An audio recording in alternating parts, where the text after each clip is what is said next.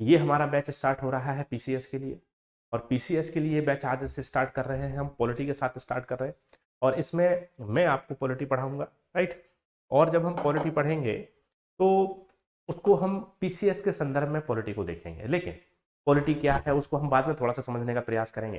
पहले हम इस पर बातचीत करते हैं कि हमारा जो ये बैच है, हमारा जो बैच बना है पीसीएस का, इस बैच को बनाने के लिए हमारा उद्देश्य क्या है, इस बैच को हमने स्टार्ट किया तो क्यों किया, क्या यूपीएससी और पीसीएस के संदर्भ में हमें एक ही सोर्स का प्रयोग करना है, एक ही किताब को पढ़ना है, क्या यूपीएससी और पीसीएस बिल्कुल सेम प्रक्रिया है, क्या हम दोनों को अलग अलग तैयारी कर सकते हैं, क्या हम एक साथ रहकर दोनों की तैयारी कर सकते हैं। तो एक बड़े सवाल होते हैं, क्योंकि कुछ कुछ बच्चों की क्वेरीज आ रही थी कि सर हमने यूपीएससी का बैच ऑलरेडी ले लिया है, तो हमें क्या पीसीएस तो अलग से तैयारी करनी चाहिए, क्या यूपीएससी का कंटेंट पढ़ के ही पीसीएस नहीं निकाला जा सकता है। तो बहुत सारी ऐसी चीज़ें। तो सबसे पहले अगर हम इस पूरी प्रक्रिया, पूरी बात को शुरू करें और आरंभ करें, तो उसमें मैं आपको सबसे पहले पहली बात ये बताना चाहता हूँ कि ये जो बैच है, ये जो बैच हमने स्टार्ट किया है, फर्स्ट पॉइंट हमारा ये है कि इसमें जब हमने ये सोचा कि पीसीएस के लिए प्रारंभ किया जाए, तो सर ने मुझसे बातचीत करी और सर ने कहा, सुनील सर ने कहा कि सर हम कैसे पीसीएस के लिए अलग पढ़ा सकते हैं, क्या हम यूपीएससी का कंटेंट ही बच्चों को दे दें पीसीएस में, या फिर जो हमारे यूट्यूब पे हमने पढ़ाया या यूपीएससी का जो ऑलरेडी बैच हमारा चल रहा है, क्या वही वाला कंटेंट हमें बच्चों को दे देना चाहिए, क्या वही वाली विषय वस्तु बच्चों को हमें दे देनी चाहिए। तो पूरा विचार विमर्श और गहन चर्चा के बाद ये निष्कर्ष निकला कि अगर हम यूपीएससी वाली विषय वस्तु बच्चों को दे देते हैं तो एक तरह का न्याय नहीं होगा, एक तरह का ये अन्याय होगा, क्योंकि पीसीएस और यूपीएससी में अंतर है। क्या है? बहुत व्यापक अंतर है, बहुत बड़ा अंतर है। अब आप लोग कहेंगे कि सर कैसे अंतर है, कैसे व्यापक अंतर है?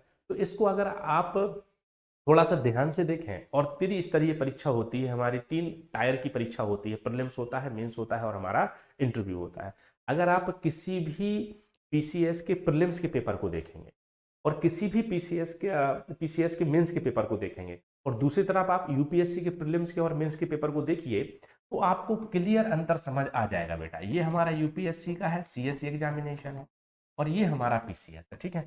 अगर आप यहाँ के प्रीलिम्स के पेपर को देखो और यहाँ मेंस के पेपर को देखो, और यहाँ आप प्रीलिम्स के पेपर को देखो और मेंस के पेपर को देखो, तो आपको अंतर समझ आ जाएगा कि क्या अंतर है और दोनों में क्या डिफरेंस समझ में आ रहा है। जैसे एक छोटा सा उदाहरण मैं आपको दूं, अगर हम यूपीएससी के पेपर की बात करें और प्रीलिम्स की बात करें, तो वहां पर क्वेश्चन का जो लेवल होता है वो लेवल आपका एनालिटिकल होता है, और वो लेवल आपका जो है, कहते हैं कि उस पर विश्लेषणात्मक तरीके से आपको चीजों को देखना पड़ेगा। एनालिटिकल का क्या मतलब है कि वन लाइनर सवाल नहीं होगा आपका, सवाल होगा उसमें फिर 3-4 ऑप्शंस होंगे, फिर नीचे वो आपसे जाके पूछेंगे, कथन को पूछेंगे कि इनमें से कौन से कथन सही हैं या कौन से कथन सही नहीं है।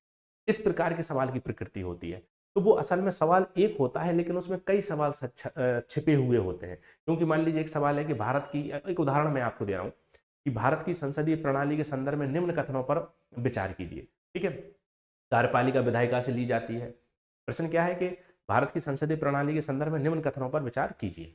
एक ऑप्शन उसमें होगा कि कार्यपालिका विधायिका से ली जाती है, फिर है कि मंत्रिपरिषद सामूहिक रूप से लोकसभा के प्रति उत्तरदायी होती है, प्रधानमंत्री का नेतृत्व होता है, ठीक है, और बहुदल जो है व्यवस्था इसमें पाई जाती है। इसके साथ साथ एक ऑप्शन ये भी डाल सकते हैं उसमें कि इसमें दलीय जो बहुमत प्राप्त दल होता है उसको इसमें सरकार बनाने का मौका मिलता है। अब फिर इसमें पूछेंगे आप में से कि इनमें से कौन सा सही है, कौन सा सही नहीं, 1 2 3 3 4 ऐसे करके पूछते हैं। तो आपको एक ही सवाल में कई प्रकार के सवाल पूछते हैं। लेकिन अगर हम ये प्रीलिम्स पे पहुंचे और हम पीसीएस के प्रीलिम्स की लेवल की बात करें, तो वहां आपसे कैसे पूछेंगे कि इनमें से कौन सी संसदीय प्रणाली की विशेषता नहीं है। 3 विशेषताएं संसदीय प्रणाली की दे देंगे, एक विशेषता आपको संघीय किसी और शासन प्रणाली की दे देंगे, और फिर जो है वो आपसे सवाल आसान बना देते हैं। तो पीसीएस के सवालों का जो स्तर है, पीसीएस का जो हमारा लेवल है, वो यूपीएससी की अपेक्षा थोड़ा सा कम है। यहाँ पर देखना, ध्यान से समझना, यहाँ पर जो प्रश्नों की प्रकृति है बेटा, वो विश्लेषणात्मक है। कैसी है बेटा? विश्लेषणात्मक है आपकी, ठीक है। मतलब आपको एनालिसिस करना पड़ेगा। क्या करना पड़ेगा? एनालिसिस कर। लेकिन यहाँ जो प्रकृति है हमारे क्वेश्चंस की, हमारे प्रश्नों की प्रकृति है, वो आपकी तथ्य आधारित है, फैक्ट आधारित है, सैद्धांतिक हमारी ये प्रकृति हो। कैसी प्रकृति होती है? सैद्धांतिक प्रकृति होती है। मतलब हमें चीजों को मेमोराइज करना पड़ेगा, हमें चीजों को फैक्चुअल तरीके से लेकर चलना पड़ेगा। यूपीएससी के जो क्वेश्चंस होते हैं वो लेंथी होते हैं, क्वेश्चंस बड़े होते हैं, क्वेश्चंस में कंटेंट ज्यादा एग्जामिनर आपसे पूछता है। लेकिन पीसीएस में वन लाइनर सवाल होते हैं, चाहे आप झारखंड का देख लो, छत्तीसगढ़ का देख लो, राजस्थान का पेपर देख लो पीसीएस का, या फिर आप मध्य प्रदेश का यूपी पीसीएस का, इसका भी पेपर आप देखोगे, आपको लगभग तथ्य के आधार और सिद्धांत के आधार पर पेपर आपको दिखाई पड़ेगा प्रीलिम्स का। अभी अगर हम बात केवल यूपी पीसीएस की करें, उन लोगों का कहना है कि यूपी पीसीएस का मेथड जो है बहुत बदल गया है, इस बार पेपर 2024 में बड़ा मुश्किल आया है। ऐसा कुछ भी नहीं है कि पेपर बहुत अधिक मुश्किल आया है और पेपर को बिल्कुल यूपीएससी के पैटर्न पे ला दिया है, ऐसी बिल्कुल भी बात नहीं है। पेपर को यूपीएससी के पैटर्न पे नहीं लाया, वो भी अभी भी आपसे अनुच्छेद पूछ रहे हैं, अभी भी आपसे सैन्य अभ्यासों की तारीख पूछ रहे हैं, हमेशा से पूछते आ रहे थे, ठीक है। अभी भी यही पूछ रहे हैं किसको कौन सा पुरस्कार मिला है। यूपीएससी के प्रश्न इस प्रकार के नहीं होते हैं, तो प्रश्नों की प्रकृति वही है, बस उन्होंने क्या किया है कि थोड़ा सा प्रश्नों को थोड़ा सा हैवी कर दिया है, भारी कर दिया है। पहले एक ही अनुच्छेद पूछते थे, अभी 2-3 अनुच्छेद एक ही प्रश्न में पूछ लिए। लेकिन आपको रटना तो फैक्ट ही है, आपको सैद्धांतिक तरीके से ही तैयारी करनी है। एमपी पीसीएस की अगर हम बात करें, मध्य प्रदेश पीसीएस की बात करें, तो वहां का अगर आप पेपर देखेंगे तो वहां के पेपर में कैसी स्थिति उभर कर आती है, वन लाइनर सवाल होते हैं। एक लाइन का सवाल होगा कि भारत के भैया प्रथम राष्ट्रपति कौन थे, या भारत में पहली गैर कांग्रेसी सरकार का निर्माण कब हुआ, इस टाइप से प्रश्न पूछे जाते हैं। तो कहने का मतलब ये है कि जब हम प्रश्नों को देखते हैं, पिछले वर्षों के प्रश्न पत्रों का अध्ययन करते हैं, तो उसके आधार पर यह निष्कर्ष निकाला जा सकता है कि यूपीएससी में और पीसीएस में क्या फर्क है। अब अगर हम मेंस के स्तर पर चलें और मेंस के स्तर पर बात करें कि क्या मेंस के लेवल पर प्रश्नों में प्रकृति है, तो मेंस के लेवल पर बिल्कुल प्रश्नों में अंतर पाया जाता है। जैसे उदाहरण के तौर पर मैं एक छोटा सा प्रश्न ले लेता हूं। एक प्रश्न है आपका, न्यायपालिका से प्रश्न यूपीएससी ने पूछा है कि न्यायिक सक्रियता के कारण जो है बहुत ज्यादा हो रहे हैं, उसके क्या कारण है, क्या न्यायिक सक्रियता ने इनकी शक्ति में बढ़ोतरी कर दी है। तो यूपीएससी का प्रश्न हैवी है, थोड़ा सा बड़ा है, लेकिन जब हम इसको पीसीएस में लेके पहुंचेंगे, यूपी पीसीएस में मेंस लिखने के लिए आता है, तो वो आपसे पूछेंगे न्यायिक सक्रियता कैसे कहते हैं, इसके उभरने के कारणों को स्पष्ट कीजिए। वहां प्रश्न की प्रकृति कैसी हो जाएगी, साधारण और सिंपल हो जाएगी। मेंस में भी आपको रटा हुआ होना चाहिए कि न्यायिक सक्रियता का क्या अर्थ है, इसके उभरने के क्या क्या कारण है।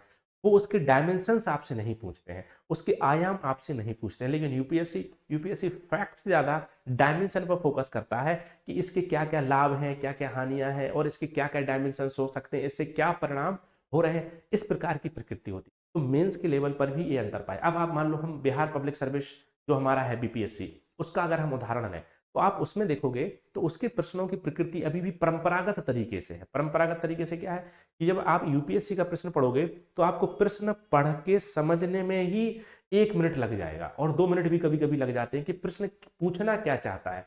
लेकिन जब आप बिहार का प्रश्न पढ़ोगे मेंस के लेवल पर बीपीएससी का, तो वो प्रश्न आपको आसानी से समझ आएगा। अच्छा, इसका मतलब ये है, मान लो वो आपसे पूछेंगे कि न्यायिक स्वतंत्रता से आप क्या समझते हैं। एक प्रश्न है बिहार पब्लिक सर्विस कमीशन में कि न्यायिक स्वतंत्रता से आप क्या समझते हैं, या न्यायपालिका की स्वतंत्रता से आप क्या समझते हैं, संविधान में उसके लिए क्या क्या प्रावधान किए गए हैं, स्पष्ट कीजिए। इस प्रकार का प्रश्न पूछा जाता है। तो आपको ये समझना पड़ेगा। आप लोग ये सवाल पूछते हैं कि सर हम यूपीएससी की तैयारी कर रहे हैं, क्या हमें पीसीएस की तैयारी करनी चाहिए। आप ये सवाल पूछते हैं, बहुत सारे बच्चों का ये क्वेश्चन रहता है कि सर हमने यूपीएससी का बैच ऑलरेडी लिया हुआ है, क्या हमें पीसीएस का बैच करना चाहिए।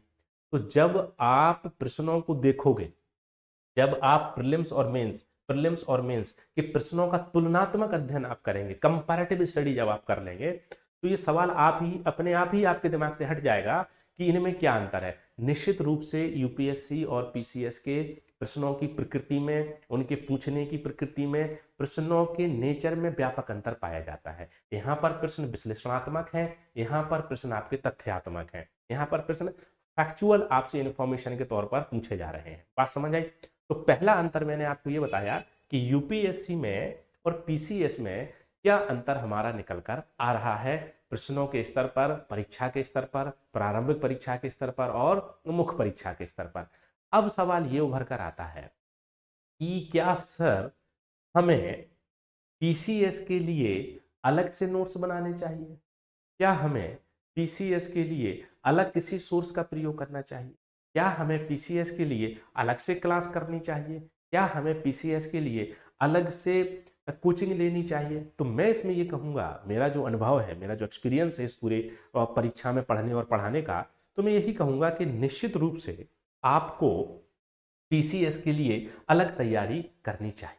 क्योंकि जैसा कि हमने ये अध्ययन किया और हमने ये निकाल लिया, निष्कर्ष निकाल लिया प्रश्नों को देखकर कि भैया प्रश्नों में अंतर स्पष्ट है, प्रश्नों में अंतर जो है व्यापक रूप से है। जब प्रश्नों में अंतर है तो क्या यूपीएससी की क्लास में लिखाए गए नोट्स आपको पीसीएस के स्तर पर फैक्ट्स उपलब्ध करा सकते हैं? यूपीएससी की क्लास में उपलब्ध कराया गया नोट्स या यूपीएससी के लिए बनाई गई किताब क्या आपको पीसीएस का कंटेंट उपलब्ध करा सकती है? नहीं करा सकती है। इसीलिए जब इस बैच का डिजाइन किया जा रहा है, जब इस बैच का निर्माण किया जा रहा है, जब पीसीएस बैच के बारे में सोचा जा रहा है, तो वहां पर पूरी टीम, सुनील सर के निर्देशन में पूरी टीम हमारी बैठ रही है और फिर हम ये निष्कर्ष निकाल रहे हैं कि पीसीएस के स्तर पर किन किन चीजों को हम अलग कर सकते हैं, वो कौन से फैक्ट्स हैं, वो कौन सा कंटेंट है जो पीसीएस के स्तर पर उपलब्ध कराया जा सकता है और उस कंटेंट से हमें भविष्य में आपको फायदा होगा और हमें आपको उपलब्ध कराने से आपको फायदा पहुंचेगा। तो ये जो कोर्स का डिजाइन किया गया है, ये जो कोर्स पूरा आपका बनाया गया है, उसमें पूरा समय लगा है, पूरी एनर्जी लगी है, पूरी ऊर्जा लगी है, उसमें बैठ के बाकायदा कल भी मैं सर के साथ काफी देर तक यहाँ बैठा रहा, संडे में भी मैं आया था और सर ने और हमारी पूरी टीम ने बैठकर ये कोशिश करी कि कैसे हमें इन दोनों का जो अंतर है यूपीएससी का और पीसीएस का, उस अंतर को बनाए रखना है और इस अंतर को आपकी कॉपी पर वही विषय वस्तु पहुंचाने का प्रयास किया जाए, आपकी कॉपी पर वही कंटेंट पहुंचाने का प्रयास किया जाए जो कंटेंट पीसीएस के लिए उपयोगी है। ऐसा नहीं कि हम जो यूपीएससी में पढ़ा रहे थे वही आके हमने यहाँ पढ़ाना शुरू कर दिया, जो हम यूपीएससी के बच्चों को उपलब्ध करा रहे हैं वही आके यहाँ उपलब्ध करा दिया, बाद में आपकी कॉपी यूपीएससी के लिए है, पीसीएस के लिए कुछ समझ ही नहीं आ रहा है। तो जब इस कोर्स को हम बना रहे हैं, इस कोर्स को डिजाइन कर रहे हैं, इस कोर्स के लिए कंटेंट उपलब्ध करने की बात कर रहे हैं, इस कोर्स में पढ़ाने के लिए कंटेंट पर सोच रहे हैं, तो हमारे दिमाग में बिल्कुल स्पष्ट है, हमारे दिमाग में बिल्कुल क्लियर कट है कि इन दोनों परीक्षाओं में अंतर पाया जाता है। जब हम यहाँ बच्चों को पढ़ा रहे हैं तो यहाँ हमारे पढ़ाने का जो लेवल है वो यूपीएससी के प्रश्नों के अनुसार है, वो यूपीएससी के प्रीलिम्स और मेंस और इंटरव्यू के प्रश्नों के अनुसार है। लेकिन जब हमारा यहाँ पर आपको कंटेंट उपलब्ध कराया जाएगा, विषय वस्तु उपलब्ध कराई जाएगी, तो उसमें हमने सभी राज्यों के द्वारा पूछे गए पिछले वर्षों के प्रश्न पत्रों का गहन अध्ययन किया, उस पर बैठकर बातचीत करी और खुद ये अनुमान निकाला कि हमें इस लेवल पर क्या आपको उपलब्ध कराना है। तो आपको जो भी कंटेंट हम उपलब्ध करा रहे हैं या कराएंगे आगे इस बैच में, वो निश्चित रूप से निसंदेह आपके पीसीएस के ओरिएंटेड होगा, पीसीएस की दिशा में ही आपको कंटेंट उपलब्ध कराया जाएगा। इसमें आपको कोई डाउट नहीं होना चाहिए कि इस बैच को लेने से हमें क्या फायदा है, क्योंकि इसमें पर्याप्त समय दिया गया है, पर्याप्त ऊर्जा दी गई है और उसका अध्ययन विश्लेषण किया गया है और फिर हमने ये कहा है कि वो कौन सा कंटेंट है जो उपलब्ध कराने से आपको लाभ हो सकता है, आपको फायदा हो सकता है आपके एग्जामिनेशन में, पीसीएस के एग्जाम में। तो पहली बात जो हमने गौर करी कि इन दोनों में क्या अंतर है यूपीएससी और पीसीएस, और इसके साथ साथ मैंने आपको ये भी बताया कि ये जो हमने बैच बनाया या जो बैच आपने हमारे साथ ज्वाइन किया है, क्या इस बैच से आपको फायदा होने वाला है, क्या इस बैच से आपको लाभ होने वाला है? तो निश्चित रूप से इस बैच से आपको फायदा और लाभ होने वाला है, क्योंकि इस बैच में हम वही विषय वस्तु उपलब्ध कराएंगे जो कि आपके एग्जामिनेशन के लिए बहुत अधिक बहुत अधिक और बहुत अधिक आवश्यक है। अब सवाल ये उभर कर आता है कि सर हमने ये बैच ले लिया, अब ये बैच जो है इसकी टेन्योर आपने 1 साल और उससे भी अधिक रखा है, तो क्या इतना समय लगेगा पीसीएस पढ़ने में? तो निश्चित रूप से इतना समय लगेगा पीसीएस। और फिर आपका ये भी सवाल है कि सर हम अलग अलग राज्य के बच्चे हैं, हमें कैसे हैंडल किया जाएगा? तो वो आपकी समस्या नहीं है, वो हमारी समस्या। हमें पता है कि आपको क्या कंटेंट है जो हमें उपलब्ध कराना है एक साथ और कौन सा वो कंटेंट है जो आपको अलग अलग उपलब्ध कराना है। तो उसकी चिंता आपको छोड़ देनी है, बिल्कुल भी आपको टेंशन नहीं लेना है, बिल्कुल भी आपको फिक्र नहीं लेनी। ठीक है, एक बात। अच्छा, अब थोड़ा सा आगे चलते हैं और इसमें मैं कुछ और एक बात आपको समझाना चाहता हूँ। जैसे आप देखो कि आप लोग कर रहे हैं बेटा, यहाँ हमारा दो तरह से चीजें हो सकती हैं। एक अपना यूपीएससी है, सीएससी है। क्या है ये है यूनियन पब्लिक सर्विस कमीशन, है ना? और ये क्या है? Civil service examination. बहुत ध्यान से समझना है इस बात को, सिविल सर्विस एग्जामिनेशन। इसको हिंदी में क्या बोलते हैं हम लोग? संघ लोक सेवा आयोग। ये हमारी सिविल सेवा परीक्षा है।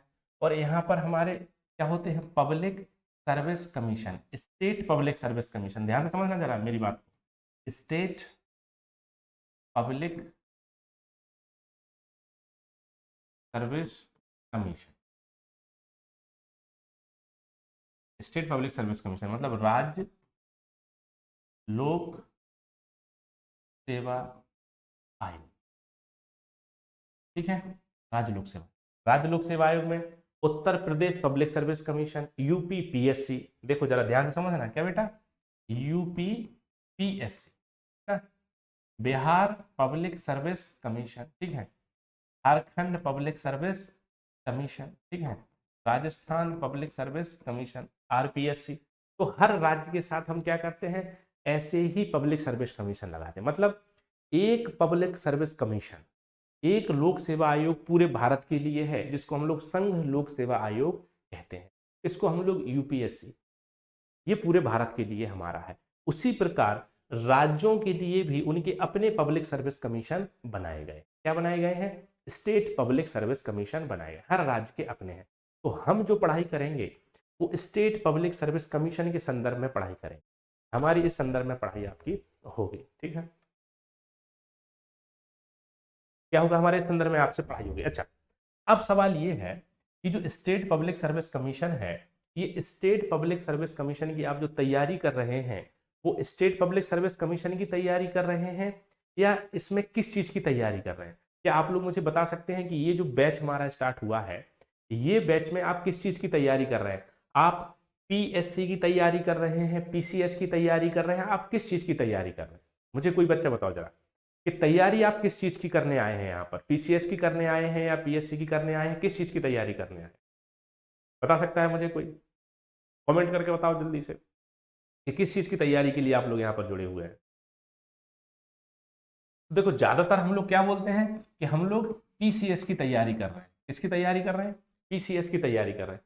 लेकिन सवाल ये है कि ये पीसीएस होता क्या है, क्योंकि जब आप ऑफिशियली मेंस देंगे, जब आप ऑफिशियली इंटरव्यू देने जाएंगे, तो वहां पर तो आपको पब्लिक सर्विस कमीशन मिलेगा, है ना। उत्तर Pradesh public service commission, Madhya Pradesh public service commission, हाँ गुड मॉर्निंग बेटा, Madhya Pradesh public service commission मिलेगा वहां पर आपको। तो ये पब्लिक सर्विस कमीशन मिलेंगे। तो क्या हम पब्लिक सर्विस कमीशन की तैयारी कर रहे हैं, है ना? क्या हम किस चीज की तैयारी कर रहे हैं आप? ठीक है, आप पीसीएस की तैयारी बिल्कुल नहीं कर रहे हैं। ये बहुत महत्वपूर्ण बात बता रहा हूं, क्योंकि जब भी आप तैयारी शुरू कर रहे हैं, जब भी आप पूरी तैयारी से जुड़ रहे हैं, तो आपको ये पता होना चाहिए कि आप किस चीज की तैयारी कर रहे हैं, उस तैयारी का नाम क्या है, ठीक है, उस तैयारी का अर्थ क्या है, वो तैयारी आप कर रहे हैं तो उसको आप कैसे लोगों के सामने इंट्रोड्यूस करेंगे, ये आपको पता होना चाहिए। ठीक है, चलो अब देखो, आप पब्लिक सर्विस कमीशन की तैयारी मेरे हिसाब से बिल्कुल नहीं कर रहे हैं, आप पीसीएस की तैयारी मेरे हिसाब से बिल्कुल नहीं कर रहे हैं। ये बैच हमारा क्या है बेटा, ना तो पीसीएस पीएससी का बैच है, ना पीसीएस का बैच है।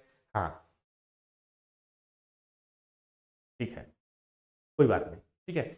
अब सवाल यह है कि हम तैयारी किस चीज की कर रहे हैं, ये बड़ा गंभीर एक सवाल हमारे सामने आ जाता है। तो इस पर मैं थोड़ी सी बात करता हूं और इस पर मैं आपको समझाता हूं। देखो जरा ध्यान से देखना, यहाँ पर एक चीज ये निकल कर हमारे सामने आएगी कि जब हम यूपीएससी सीएससी की बात करेंगे, तो यहाँ पर इसका जो एग्जामिनेशन है सीएससी, इसमें बहुत सारे हमें क्या मिलते हैं, बहुत सारे इसमें पोस्ट होती हैं, जैसे आईएएस होता है, आईपीएस होता है, आईआरएस होता है, ठीक है, और ऐसे आईएफएस होता है, ठीक है, आईएफओएस होता है, इसमें फॉरेन सर्विस होता है, फॉरेस्ट सर्विस होता है। ऐसे ही जो यूपीएससी पीएससी है, ये एग्जामिनेशन कराएगा किसका, सीएससी का। ये भी किसका एग्जामिनेशन कराएगा, सीएससी का। ये भी किसका एग्जामिनेशन कराएगा, सीएससी। ये भी किसका एग्जामिनेशन, सीएससी। मतलब हर राज्य का लोक सेवा आयोग, क्या, हर राज्य का लोक सेवा आयोग अपने यहाँ सिविल सर्विस एग्जामिनेशन कराता है। क्या कराता है, नागरिक सेवा परीक्षा कराता है। तो हम लोग किस चीज की तैयारी कर रहे हैं? अगर आप लोग यूपी पीसीएस की तैयारी कर रहे हैं तो हम लोग यूपी पीएससी, देखना यूपी पीएससी में सिविल सर्विस एग्जामिनेशन की तैयारी कर रहे हैं, राइट। और बिहार पब्लिक सर्विस कमीशन में सीएससी की तैयारी कर रहे हैं, झारखंड में भी सीएससी की तैयारी कर रहे हैं। मतलब हम लोग, हमारे राज्य का जो आयोग है, उस आयोग में पब्लिक सर्विस कमीशन के अंतर्गत हम लोग सीएससी की तैयारी कर रहे हैं। आपका जो राज्य का आयोग होगा, वो राज्य का आयोग आपका जो है वो कैसे कार्य करता है, वो बहुत सारे एग्जामिनेशन भी कराता है। जो आपका पब्लिक सर्विस कमीशन होगा, मान लो यूपी के रहने वाले हैं, आप बिहार के रहने वाले हैं, जैसे अगर कोई बिहार का रहने वाला है तो अभी जो एग्जामिनेशन हुआ है जिस पर अभी बहुत ज्यादा बवाल चल रहा है वो सिविल सर्विस एग्जामिनेशन है।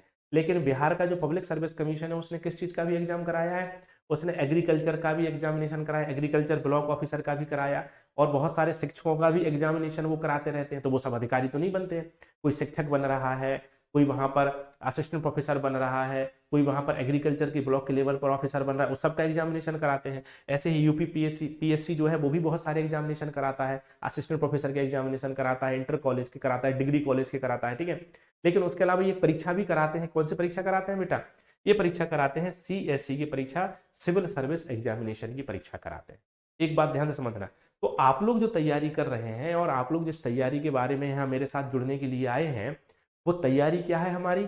वो हमारी तैयारी है यूपी पीएससी का सीएससी एग्जामिनेशन। ध्यान से समझना, क्या? यूपी पीएससी का सीएससी एग्जामिनेशन, ऐसे ही बिहार पब्लिक सर्विस कमीशन का सीएसई एग्जामिनेशन, उसी प्रकार झारखंड पब्लिक सर्विस कमीशन का सीएससी एग्जामिनेशन, उसी प्रकार राजस्थान पब्लिक सर्विस कमीशन का सीएससी एग्जामिनेशन की तैयारी हम लोग कर रहे हैं, ठीक है। और इस बारे में हम लोग तैयारी करेंगे। तो हम लोग क्या कर रहे हैं, हम लोग अपने राज्य में और हमारे राज्य के आयोग द्वारा, कौन से आयोग द्वारा? लोक सेवा आयोग द्वारा जो लोक सेवा परीक्षा होती है, जो सिविल सेवा परीक्षा होती है, उसकी तैयारी हम लोग करेंगे और उसकी तैयारी में हम लोग आगे बढ़ेंगे। पढ़ने पढ़ाने से अधिक, पूरा सिलेबस खत्म करने से अधिक, फाइनली सेलेक्ट हो जाने से अधिक जरूरी क्या है? ये जानो कि किस चीज की तैयारी कर रहे हो। जब आपको बेस नहीं पता है, जब आपको आधार नहीं पता है अपनी तैयारी का, तो फिर आप तैयारी कर कैसे लेते हैं? यही नहीं समझ आता है कि अगर आपने मान लो पीसीएस की तैयारी कर रहे हैं, लेकिन पीसीएस की तैयारी का मतलब क्या है? पीसीएस क्या सच में उसे पीसीएस कहते हैं? क्या उसे हमें पीसीएस कहना चाहिए? नहीं। तो ये सब बातें आपको समझनी पड़ेंगी। तो पहली बात हमने क्या निकाली? पहली बात हमने ये निकाली कि हर राज्य का अपना एक पब्लिक सर्विस कमीशन होता है। क्या होता है? हर राज्य का अपना एक राज्य लोक सेवा आयोग होता है। हर राज्य का लोक सेवा आयोग, पब्लिक सर्विस कमीशन, बहुत सारे एग्जामिनेशन को कंडक्ट कराता है, हर राज्य में कराता है। बिहार में, झारखंड में, छत्तीसगढ़ में, मध्य प्रदेश में, राजस्थान में। वो वही आयोग, वही पब्लिक सर्विस लोक सेवा आयोग एक परीक्षा और कराता है, जो कौन सी परीक्षा है? Civil service examination. कौन सी परीक्षा है? सीएससी की परीक्षा। तो आप लोग अपने अपने राज्य के लोक सेवा आयोगों द्वारा कराई जा रही नागरिक सेवा परीक्षा, सिविल सर्विस परीक्षा की तैयारी कर रहे हैं। आप लोग जो मेरे साथ जुड़े हुए हैं वो पीसीएस की तैयारी के लिए नहीं जुड़े हैं, ना ही आप लोग पीएससी की तैयारी के लिए जुड़े हुए हैं। आप लोग अपने अपने राज्य के पीएससी के सीएससी एग्जामिनेशन की तैयारी के लिए जुड़े हुए हैं। ये महत्वपूर्ण है। कौन सा? सिविल सर्विस एग्जामिनेशन, नागरिक सेवा परीक्षा। ध्यान से समझना है सबको, नागरिक सेवा परीक्षा, नागरिक सेवा परीक्षा। क्लियर बात? कौन सी परीक्षा के लिए जुड़े हुए? नागरिक सेवा परीक्षा। फिर से ध्यान से सुन लो ये मेरी बात, कि हम लोग यहाँ जो पढ़ाई करेंगे, हम लोग यहाँ जो तैयारी करेंगे, मैं आपको जो पढ़ाऊंगा, मैं जो आपको समझाऊंगा, वो किस संदर्भ में समझाऊंगा? मैं आपको आपके अपने राज्य के पब्लिक सर्विस कमीशन, आपको अपने राज्य के लोक सेवा आयोग द्वारा आयोजित होने वाली नागरिक सेवा परीक्षा, सिविल सर्विस एग्जामिनेशन के लिए पढ़ाऊंगा। ये जो बैच बनाए गए हैं, ये जो बैच आपका चलेगा, वो बैच किस लिए चलेगा? उत्तर प्रदेश पब्लिक सर्विस कमीशन के सीएससी के लिए चलेगा।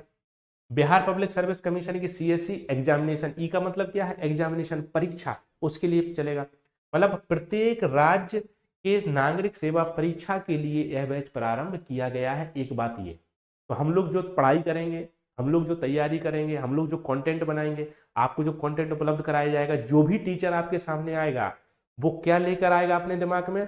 कि हम जब पढ़ाने जा रहे हैं तो हम हर राज्य के व्यक्ति को उसके राज्य में लोक सेवा आयोग द्वारा आयोजित होने वाली सीएससी परीक्षा के लिए पढ़ाने जा रहे हैं। ये हर हमारे शिक्षक को निर्देश है कि जब आप जाएं तो उस राज्य का आप सिलेबस देखें और सिलेबस देख के ही आप चीजों को वहां पर उपलब्ध कराएं, क्योंकि ऐसे तो पॉलिटी कभी खत्म नहीं होगी। मान लो मैंने पॉलिटी पढ़ाना शुरू किया, तो पॉलिटी तो पढ़ाते पढ़ाते मैं 3 साल तक पॉलिटी पढ़ाऊंगा तो भी खत्म नहीं होगा। मूल अधिकार इतने हैं, तो मुझे कितना मूल अधिकार पढ़ाना चाहिए?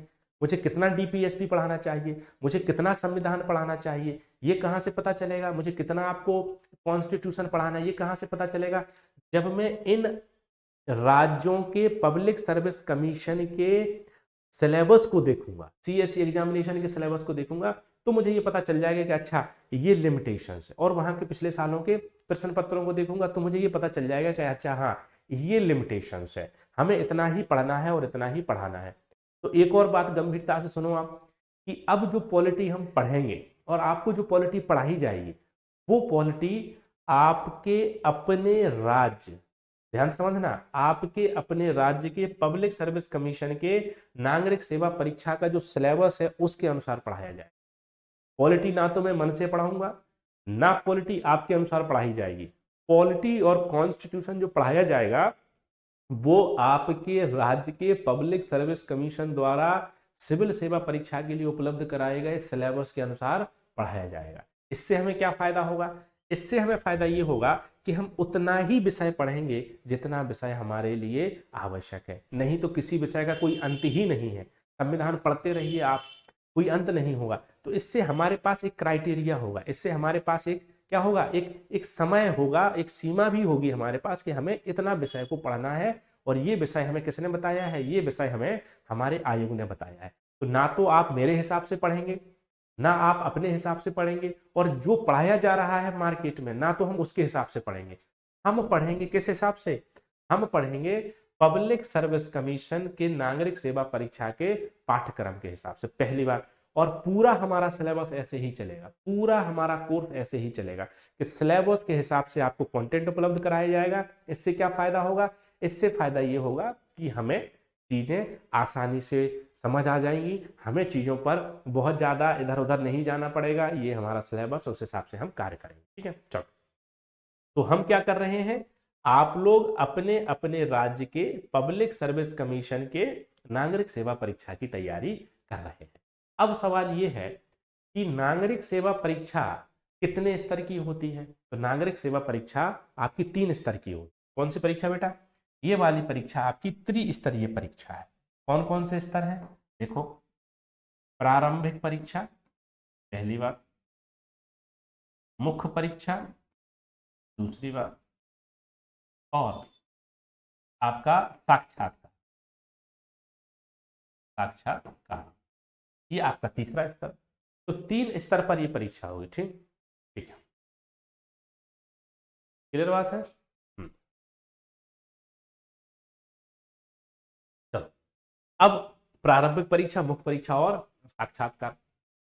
प्रारंभिक परीक्षा आपको पता ही है कि ऑब्जेक्टिव सवाल आते हैं। ठीक है, सभी राज्यों की परीक्षाओं में ऑब्जेक्टिव सवाल आते हैं, सभी राज्यों की परीक्षाओं। फिर मुख्य परीक्षा लिखने के लिए आ जाता है, जैसे उत्तर प्रदेश में, बिहार में लिखने के लिए। कहीं कहीं राज्यों में अभी भी ऑब्जेक्टिव सवाल हो रहे हैं, कोई दिक्कत नहीं, उसको भी डील करेंगे। साक्षात्कार सभी राज्यों में एक जैसे होते हैं, आपको बुलाया जाएगा, एक पैनल होगा, बोर्ड बैठा होगा, फिर वो आपसे इंटरव्यू लेगा। तो ये सभी तीनों जो चरण है ये सभी राज्यों में आपको देखने को मिलेंगे। अब आपने पीटी पास कर लिया, फिर आपने मेंस पास कर लिया, और आपने मान लो इंटरव्यू भी पास कर लिया, और आप फाइनल लिस्ट में सिलेक्ट हो गए। क्या हो गए? फाइनल लिस्ट में सिलेक्ट हो। ठीक है, जब आप फाइनल लिस्ट में सिलेक्ट हो जाओगे तो फिर यहाँ पर कुछ पोस्ट होती हैं, वो पोस्ट हमें मिलती हैं बेटा। क्या मिलती हैं? पोस्ट मिलती है। जैसे एक पोस्ट है पीसीएस की। क्या पोस्ट है? एक पोस्ट है पीपीएस की। क्या बेटा? एक पोस्ट है पीपीएस, और ऐसी बहुत सारी पोस्ट है फिर। ठीक है, तो ये पीसीएस ना तो परीक्षा है, पीसीएस ना कोई एग्जामिनेशन, पीसीएस ना कोई आयोग है, पीसीएस एक पद है। क्या है बेटा? पीसीएस एक पद है। और क्या पद है? इसको क्या बोलते हैं? इसको बोलते हैं प्रोविंशियल सिविल सर्विस। ठीक है, इसको क्या बोलते हैं? Provincial police service. क्या बोलते हैं? प्रोविंशियल पुलिस, ये बोला जाता है। अब देखना, यहाँ आप देखो, यहाँ आईएएस होता है, इंडियन एडमिनिस्ट्रेटिव सर्विस होती है, इंडियन पुलिस सर्विस होती है। तो जो आईएएस, यूपीएससी में जो आईएएस का पद मिलता है, आईएएस कोई एग्जामिनेशन नहीं है, आईएएस कोई जो है परीक्षा नहीं है। आप लोग बोलते हैं आईएएस की तैयारी कर रहे हैं, नहीं, आप लोग आईएएस की तैयारी नहीं कर रहे हैं, आप लोग यूपीएससी के सीएससी की तैयारी कर रहे हैं। एक बार अब यहाँ पर जो आईएएस होता है, ठीक उसी स्तर पर जब आप राज्य में एग्जामिनेशन पास करते हैं और आपकी रैंक अच्छी आती है तो आपको सर्विस अलॉट होगी। वो कौन सी सर्विस अलॉट होगी? पीसीएस की सर्विस अलॉट होगी, प्रोविंशियल सिविल सर्विस की आपको जो है एक पद मिलेगा आपको। और इस पद में आप क्या बनते हैं? इस पद में आप बनते हैं एसडीएम। क्या बनते हैं? एसडीएम, डिप्टी कलेक्टर रैंक के अधिकारी आप बनते हैं। क्या बनते हैं? Deputy collector. एसडीएम जो है आपको मिलता है। एसडीएम जो है कि हमारे राज्यों में जो सीएससी का एग्जामिनेशन है उसमें सबसे बढ़िया पद है ये। एसडीएम का या डिप्टी कलेक्टर का जो पद है वो हमारा सबसे बढ़िया पद है, राइट। उसके बाद जो आपको सर्विस मिलती है वो कौन सी मिलती है? Provincial police service. आपने सुना होगा डीवाईएसपी, है ना, डिप्टी एसपी का पद जो मिलता है वो पीसीएस वाले अधिकारी से आपको वो वाला पद मिलता है। और भी पद होते हैं, जैसे बीडीओ होता है, ब्लॉक डेवलपमेंट ऑफिसर होता है, सीडीपीओ होता है, क्या होता है? चाइल्ड डेवलपमेंट प्रोग्राम ऑफिसर, ये भी एक पद मिलता है। और है ना, एक होता है पंचायत राज ऑफिसर, है ना, बीपीआरओ होता है, ब्लॉक पंचायत राज ऑफिसर। तो ये पद आपको मिलते हैं, ठीक है। तो ये बीपीआरओ हुआ, सीडीपीओ हुआ, बीडीओ हुआ, पीपीएस हुआ, पीसीएस हुआ, ये परीक्षा नहीं है, ये एग्जामिनेशन नहीं है। जब आप इस एग्जामिनेशन को पास कर लोगे अपने राज्य में तो ये पद मिलेंगे आपको। क्या मिलेंगे? ये आपको, आप अधिकारी बनेंगे। और ये पद कैसे मिलते हैं? ये पद मिलते हैं आपको आपकी रैंक के अनुसार। ये पद कब मिलते हैं बेटा? ये पद मिलते हैं आपको आपकी रैंक के अनुसार। ये पद मिलते हैं कि आपकी रैंक क्या है। अगर आपकी रैंक अच्छी है तो आपको PCS, provincial civil service, SDM बन जाएंगे। आप क्या बन जाएंगे? एसडीएम स्तर के अधिकारी बन जाएंगे। पीपी में आप प्रोविंशियल पुलिस सर्विस, आप डीवाईएसपी रैंक के अधिकारी बन जाएंगे। फिर आप बीडीओ बन जाएंगे। बीडीओ मतलब ब्लॉक डेवलपमेंट ऑफिसर। मेरे एक स्टूडेंट है वो बीडीओ है, बहुत शानदार जॉब है ये, ठीक है। ऐसे सीडीपीओ है, चाइल्ड डेवलपमेंट प्रोग्राम ऑफिसर। ऐसे आपका ब्लॉक पंचायत बीपीआरओ होता है। तो ये पद मिलते हैं। तो अगर आप अभी तक ये कहते थे कि हम पीसीएस की तैयारी कर रहे हैं, नहीं, आप पीसीएस की तैयारी नहीं कर रहे हैं। क्योंकि अगर मान लो कि आप पीसीएस की तैयारी कर रहे हैं, इसका मतलब आपको पीपीएस मिलेगा, बीडीओ मिलेगा, सीडीपीआरओ मिलेगा, बीपीआरओ मिलेगा, तो क्या आप ये पद नहीं लेंगे? आप बिल्कुल लेंगे। आपका तो लिस्ट में नाम आ जाए, जो पद मिलेगा वो लेंगे ना आप। तो ऐसा तो नहीं होगा कि नहीं नहीं हमें केवल एसडीएम ही बनना है, हम बीडीओ का पद नहीं ले रहे हैं। तो अगर आप ये कह रहे हैं कि हम पीसीएस की तैयारी करते हैं तो इसका सीधा सा मतलब है कि आपको ये वाली कहानी पता नहीं है, आपको ये वाली चीजें पता नहीं है। लेकिन जिस चीज की तैयारी करने जा रहे हो, जिस चीज को पढ़ने जा रहे हो, उस चीज के बारे में थोड़ा सा जानो, उस चीज के बारे में थोड़ा सा समझो कि कौन सी परीक्षा है, कब परीक्षा का आयोजन होता है, परीक्षा की प्रकृति क्या है, ये सब तो जानना पड़ेगा ना। तो ये ओरिएंटेशन क्लास हमारी है। इस क्लास में आपको यही बताना चाह रहा हूं कि ये परीक्षा का महत्व क्या है और इस परीक्षा का आयोजन कैसे होता है, उस परीक्षा को आप कहेंगे क्या, वो जानना हमारे लिए बहुत जरूरी है। पढ़ तो हम रहेंगे ही और आप तो हमारे साथ पढ़ेंगे ही। ये ओरिएंटेशन क्लास हम इसको कह सकते हैं। इसमें मैं आपको इसी पर आज पूरा ध्यान दूंगा कि आप जो स्टार्ट कर रहे हैं, आप जिस चीज का आरंभ कर रहे हैं वो चीज है क्या, वो एग्जामिनेशन है क्या। अगर आपको ये पता होगा तब तैयारी में हमारे साथ आपको मजा आएगा। और फिर हम आपको बताएंगे कि हमने जो आपको क्लास में ओरिएंटेशन बताया था उसका क्या मतलब निकल कर आ रहा है, ठीक है। तो अगर आप ये कहते हैं कि आप पीसीएस की तैयारी कर रहे हैं तो मेरे अनुसार आप ठीक नहीं कहते हैं। और मेरे अनुसार क्या, आप देख लो, इस पूरे सिस्टम के अनुसार ये आप ठीक नहीं कह सकते हैं, क्योंकि पीसीएस एक पद है जो आपको सिलेक्ट होगा। और अगर आप ये कहते हैं कि आप पीएससी की तैयारी कर रहे हैं, तो पीएससी तो बहुत सारे एग्जामिनेशन कराता है, पब्लिक सर्विस कमीशन तो बहुत सारे एग्जामिनेशन कराता है।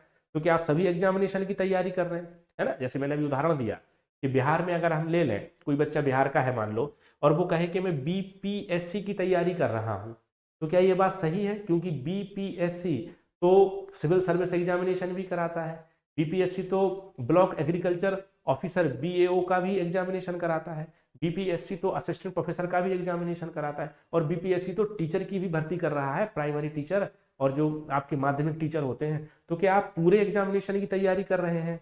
ये भी गलत हो जाएगा। तो हम पीएससी की भी तैयारी नहीं करते। अब मान लो कोई आदमी कह दे कि मैं यूपी पीएससी की तैयारी करता हूं, तो इसका क्या मतलब है कि वो UP PSC public service commission के सभी एग्जामिनेशन की तैयारी करता है, हाँ? ठीक है, बोलो, क्या वो सभी एग्जामिनेशन की तैयारी करता है? अच्छा ठीक है, ठीक है, तो क्या वो सभी एग्जामिनेशन की तैयारी करता है? नहीं, ऐसा नहीं है कि वो सभी एग्जामिनेशन की तैयारी करता है। तो हम कुल मिलाकर क्या कहेंगे, हम कुल मिलाकर ये कहेंगे कि भैया हम जो है अपने अपने स्टेट पब्लिक सर्विस कमीशन के सर्विस के सीएससी नागरिक सेवा परीक्षा की तैयारी कर रहे हैं। क्या कर रहे हैं? नागरिक सेवा परीक्षा की तैयारी कर रहे हैं। बात इतनी क्लियर हुई? किसकी तैयारी कर रहे हैं? नागरिक सेवा परीक्षा की तैयारी कर रहे हैं। बोलो हाँ यार, ठीक है। क्या कर रहे हैं आप लोग? नागरिक सेवा परीक्षा की तैयारी कर रहे हैं, है ना। तो एक बात क्लियर हुई। देखो अब थोड़ा सा इसको मैं समरी करता हूँ। अभी तक जो बातें हमने करी, क्या बात करी हमने कि हमारी जो तैयारी है बेटा वो अपने स्टेट पब्लिक सर्विस कमीशन के सीएससी की तैयारी हम लोग, और आपको इसी में पढ़ना है। और इसमें यूपी पीएससी का सीएससी एग्जामिनेशन ये वाली हम पढ़ाई करेंगे। इसी में हम लोग Madhya Pradesh public service commission MPPSC का सीएससी एग्जामिनेशन के बारे में बात करेंगे। इसी में हम लोग बीपीएससी के बारे में बात करेंगे, सीएससी एग्जामिनेशन। इसी में हम लोग झारखंड के पब्लिक सर्विस कमीशन के सीएससी एग्जामिनेशन की बात करेंगे। इसी में हम लोग राजस्थान पब्लिक सर्विस कमीशन के सीएससी एग्जामिनेशन के बारे में बात करेंगे। इसी में हम छत्तीसगढ़ के पब्लिक सर्विस कमीशन के सीएससी एग्जामिनेशन के बारे में बात करेंगे। तो हमारा जो पूरा ध्यान है वो पूरा ध्यान क्या है? हमारा जो पूरा ध्यान है वो ध्यान कहाँ है? सिविल सर्विस एग्जामिनेशन की तरफ है। और इसमें जो हमें पद मिलते हैं फिर हम उन पदों पर भी बातचीत करेंगे। क्लियर बात? चलो अब इतनी बात हमारी हो गई है। तो हमने अभी 2-3 बातें पढ़ ली। क्या बातें मैंने करी? देखो एक बात तो हमें ये वाली तैयारी हम लोग कर रहे हैं और आप ये वाली तैयारी मेरे साथ लेकर चलेंगे, इस वाली तैयारी को। और एक बात कि क्या पीसीएस की तैयारी हमें अलग से करनी चाहिए? निश्चित रूप से करनी चाहिए। वो मैंने बात पहले बता दी, ठीक है। वो बात मैंने पहले बता दी आपको कि हमें अलग से करनी चाहिए। और क्या हमें यूपीएससी वाले नोट्स का प्रयोग करना चाहिए? तो मैंने कहा कि नहीं, पीसीएस के लिए कंटेंट अलग से होना चाहिए, पीसीएस के लिए चीज़ें अलग से होनी चाहिए। और फिर ये सवाल आता है कि आपको हमारे साथ पीसीएस का बैच क्यों लेना चाहिए, ठीक है। आपको हमारे साथ पीसीएस का बैच क्यों लेना चाहिए? तो मैंने कहा कि पूरा हमने तैयार किया है, पूरी चीज़ों को हमने देखा है, पूरा विश्लेषण हमने किया, पूरा अध्ययन हमने किया। हमारी टीम ने सुनील सर के निर्देशन में हमने पूरा एक सिस्टम बनाया और उसमें जो है हमने चीज़ों को बनाया कि हम आपको वही बात करेंगे कि जो आपके एग्जामिनेशन के लिए महत्वपूर्ण। इतनी बातें क्लियर हुई, ठीक है। अब हमारी क्लास जो है, ठीक है, बाकी सारे लोगों को दिख रहा है? हाँ चलो, हाँ मुझे सारे लोग का कमेंट समझ आ रहा है। जिनको प्रॉब्लम है वो प्रॉब्लम सॉर्ट आउट आपकी हो जाएगी। अभी जितनी क्लास दिख रही है उतना आप देख लो, ठीक है। हाँ हाँ बिल्कुल सही बात है नीतू, ठीक है। मेरे में अब आया नोटिफिकेशन में। हाँ, कोई बात नहीं। हाँ ठीक है, ठीक है। जिन्हें नहीं हो प्रॉब्लम है वो रिकॉर्डेड क्लास देख लेना, वो तो आपके पास आ ही जाएगी। हाँ कोई बात नहीं, रिकॉर्डेड क्लास देख लेना बेटा, बहुत परेशान मत हो। कोई बात नहीं। रिकॉर्डेड क्लास देख लेना, परेशान मत हो, ठीक है।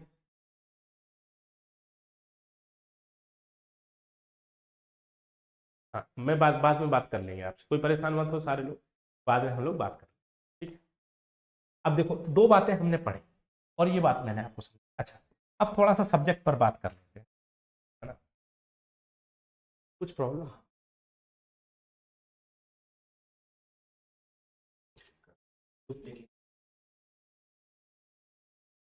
आप आ जाओ, आ जाओ। जय हिंद साथियों। तो बहुत से स्टूडेंट को ये मैसेज आ रहे हैं उनके कि उनको लॉगिन करने में दिक्कत आ रही है। तो आप एक बार ना री लॉगिन कर लीजिए। मतलब आपने चूंकि ये बैच लिया है तो आपको पता है कि आपने क्या ईमेल आईडी डाला है, क्या मोबाइल नंबर डाला है, क्या पासवर्ड बनाया है। तो उसको री लॉगिन कर लीजिए, कोई इशू नहीं है। बाकी जो लोग जुड़े हुए हैं अच्छे से क्लास चल रही है। और कोई अगर इस क्लास को बाद में देखेगा तो बिल्कुल परेशान नहीं होना है ना। ये टेक्निकल चीज़ें हैं लेकिन हम लोग पिछले 1 घंटे से इस पे काम कर रहे हैं और अगले आधे घंटे में इसको सॉल्व कर ले जाएंगे। तो बिल्कुल परेशान मत होइए, बस आप लोग पढ़ते रहिए, ठीक है। देखिए, अच्छी क्लासें वही होती हैं जहाँ पर लाइव और रिकॉर्डेड का अंतर ही समाप्त हो जाता है। सर इतने अच्छे से पढ़ाते हैं ना कि आपको आप रिकॉर्डेड भी देखेंगे तो कोई दिक्कत नहीं है, लेकिन हम बिल्कुल नहीं चाहते हैं कि आप रिकॉर्डेड देखें, आप लाइव देखिए, ये आपके चॉइस का पार्ट है। लेकिन जो प्रॉब्लम अभी आई है ना कुछ लोगों को, उसको हम अगले आधे घंटे में ठीक कर लेंगे, ठीक है। आप लोग पढ़ते रहिए, ठीक है।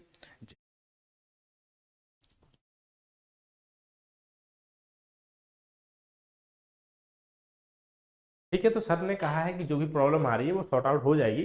ऐप पे कभी कभी इश्यूज आ जाते हैं क्योंकि ऑनलाइन क्लासेस हमारी हैं, और बाकी जो बच्चे नहीं देख पा रहे हैं वो क्या कर लेंगे बेटा, लाइव भी रिकॉर्डेड क्लास देख लेना, बहुत परेशान मत हो। बाकी आप लोगों को पता ही है क्लास हमारी अच्छी ही चलेंगी, और निसंदेह आपके लिए बहुत मेहनत की गई है इस पूरे अ, ठीक है। अलग अलग राज्य के हैं तो कैसे होगा, वो हमारी प्रॉब्लम है, आपकी नहीं है ना बेटा, वो हमारी प्रॉब्लम है। हाँ, प्रीमियम सेंटर, वेरी गुड। हाँ, डीएसपी राइट, डिप्टी एसपी जैसे बोलते हैं, डीवाईएसपी राइट, डीएसपी। हाँ सही बात, BPSC CSC right, very good. इसकी तैयारी कर रहे हैं बीपीएससी सीएससी। अब आप लोग अलग अलग राज्य के हैं, वो आप परेशान मत हो, वो हमारी प्रॉब्लम है, हम उसको हैंडल कर लेंगे, ठीक है। आपको भरोसा है, बस आप पढ़िए, ठीक है। चलो, अब देखो, अब हमारा जो ये बैच स्टार्ट हो रहा है, मैंने अभी थोड़ा सा आपको समझा दिया कि हम किस चीज़ की तैयारी कर रहे हैं, तो आप लोगों के आंसर बिल्कुल बढ़िया आ रहे हैं कि सर हम अपने अपने सीएससी एग्जामिनेशन की तैयारी कर रहे हैं, कोई दिक्कत नहीं। आप लोगों के कमेंट्स आ रहे हैं, आपको ये बात समझ आ गई है कि आप लोग अपने अपने एग्जाम राज्य के पब्लिक सर्विस कमीशन की सीएससी एग्जामिनेशन, राइट। अच्छा, अभी देखो, हमें जो पढ़ना है वो आपका ये जो बैच शुरू हो रहा है बेटा, वो भारतीय संविधान, भारतीय और राज व्यवस्था से हो, क्या बेटा, ये जो हमारा स्टार्ट हो रहा है batch, Indian constitution and polity से शुरू हो रहा है। किससे हो रहा है, इंडियन कॉन्स्टिट्यूशन एंड, ठीक है। और फिर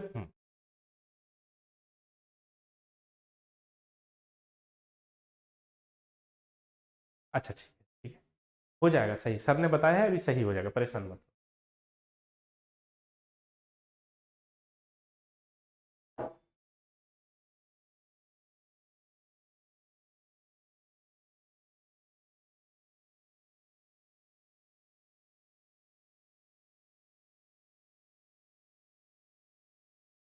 good morning, good morning, good. अच्छा, तो ये हमारा जो बैच स्टार्ट हो रहा है बेटा, वो किससे हो रहा है, भारतीय संविधान और राज्य व्यवस्था, इंडियन कॉन्स्टिट्यूशन एंड पॉलिटी से ये बैच स्टार्ट। अब सवाल ये है कि क्या मैं आपको इस बैच में कुछ अलग पढ़ाऊंगा, या फिर वही पढ़ाऊंगा जो आपने पीसीएस यूपीएससी में पढ़ा है, या फिर यूट्यूब पर भी मेरे लेक्चर्स हैं। तो क्या इस बैच में कुछ हम अलग करने वाले हैं, क्या हमें कुछ ऐसा मिलेगा जो हमारे पीसीएस के लिए होगा।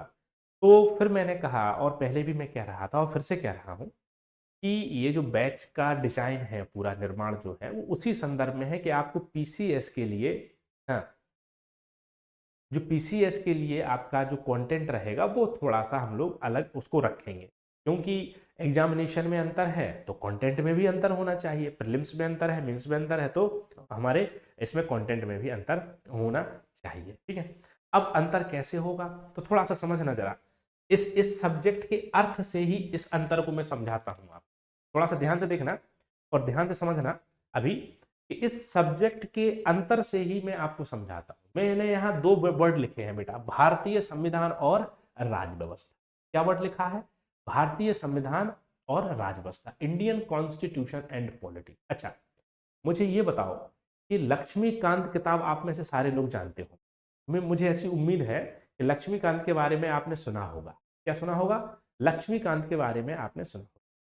तो क्या लक्ष्मीकांत की जो किताब है, उस किताब का टाइटल क्या है, मतलब उस किताब के ऊपर क्या लिखा हुआ है, भारतीय संविधान या भारतीय राज्य व्यवस्था, बोलो जल्दी।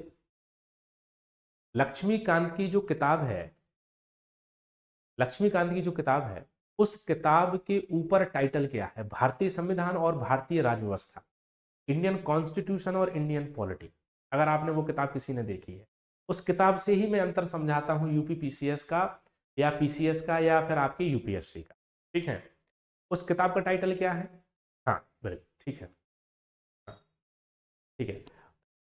उस किताब का क्या है, देखो एक छोटी सी किताब है लक्ष्मीकांत, और इस किताब का टाइटल क्या है?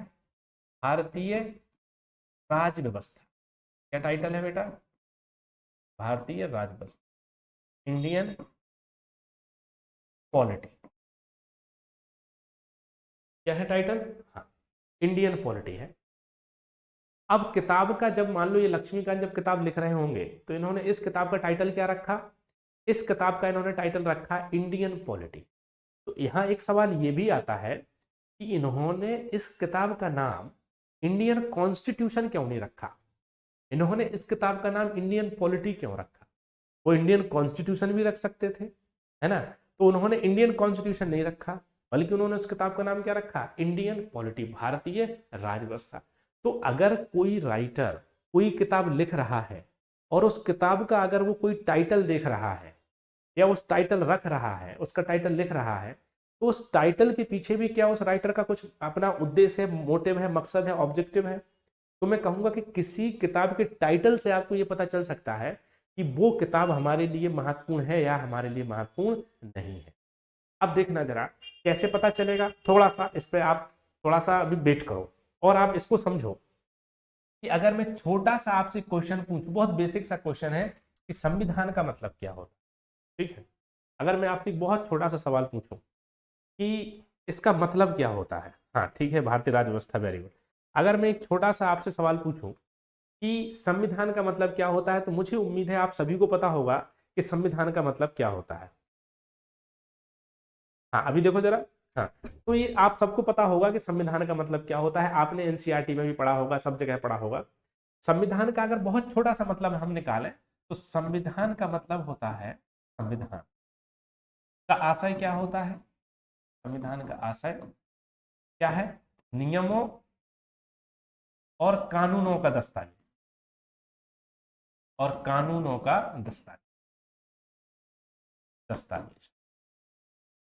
एक बेसिक सी परिभाषा है, आप सबको आती होगी, बिल्कुल आती होगी, ठीक है, हाँ बिल्कुल आती होगी ये परिभाषा कि संविधान का मतलब है नियमों और कानूनों का दस्तावेज। ठीक है, अब संविधान जो है वो नियमों और कानूनों का क्या है? दस्तावेज है।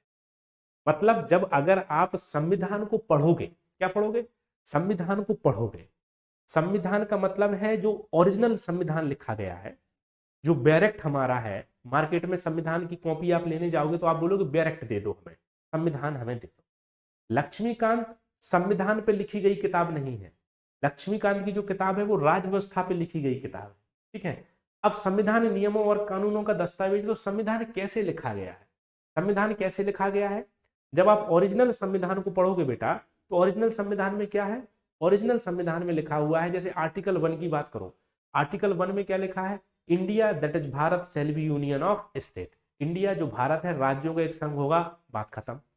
इतना ही लिखा है, इतना लिखा है कि India that is Bharat shall be union of state. India जो भारत है राज्यों का क्या होगा? एक संघ होगा।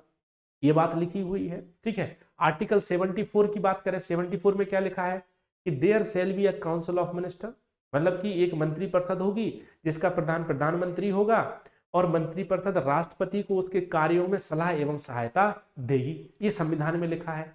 अब सवाल ये है कि मंत्रिपरिषद का अर्थ क्या होता है, मंत्रिपरिषद की संरचना की क्या स्थिति है, मंत्रिपरिषद में कौन कौन लोग शामिल होते हैं, क्या ये सब भी संविधान में लिखा है?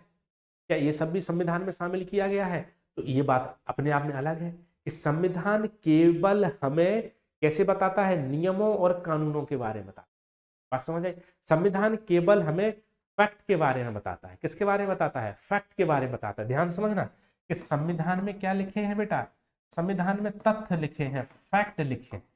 इसमें क्या लिखा है? इसमें थ्योरी लिखा है। थ्योरी मतलब सिद्धांत लिखे गए हैं। इसमें क्या लिखा गया है? सिद्धांत लिखा गया है संविधान में। सिद्धांत कैसे लिखा गया है?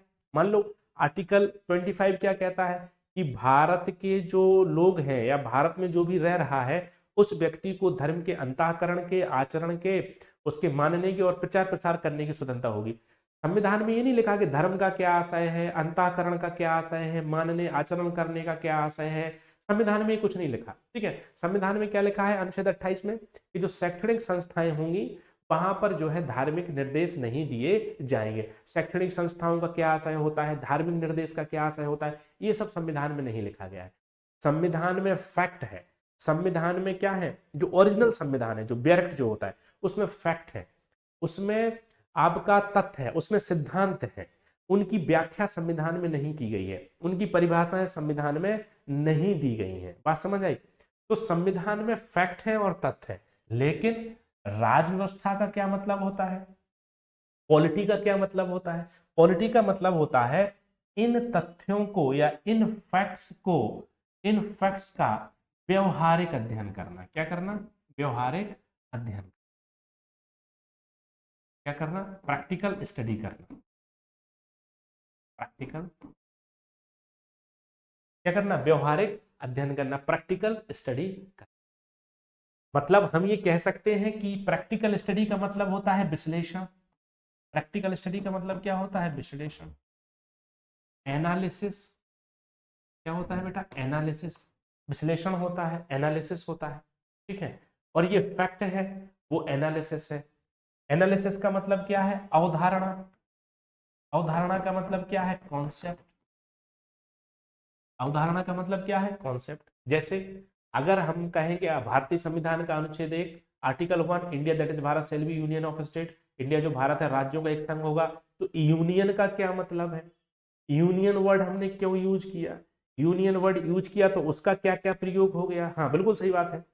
अब सवाल ये निकल कर आ रहा है कि ये वाली बात मैं आपको क्यों बता रहा हूं, संविधान और राज व्यवस्था का अंतर मैं आपको क्यों बता रहा हूं? इसलिए बता रहा हूं कि आप देखो कि लक्ष्मीकांत जब अपनी किताब लिख रहे हैं तो अपनी किताब का टाइटल क्या रख रहे हैं? पॉलिटी रख रहे हैं। और अभी थोड़ी देर पहले मैंने आपको ये समझाया था कि यूपीएससी, ध्यान से समझना आप मेरी बात को, कि यूपीएससी के जो पेपर होते हैं उनमें जो क्वेश्चन आपका होगा, चाहे पीटी हो चाहे मेंस हो, वो कैसा होगा? विश्लेषणात्मक होगा और अवधारणात्मक होगा, एनालिटिकल होगा, कंसेप्चुअल होगा।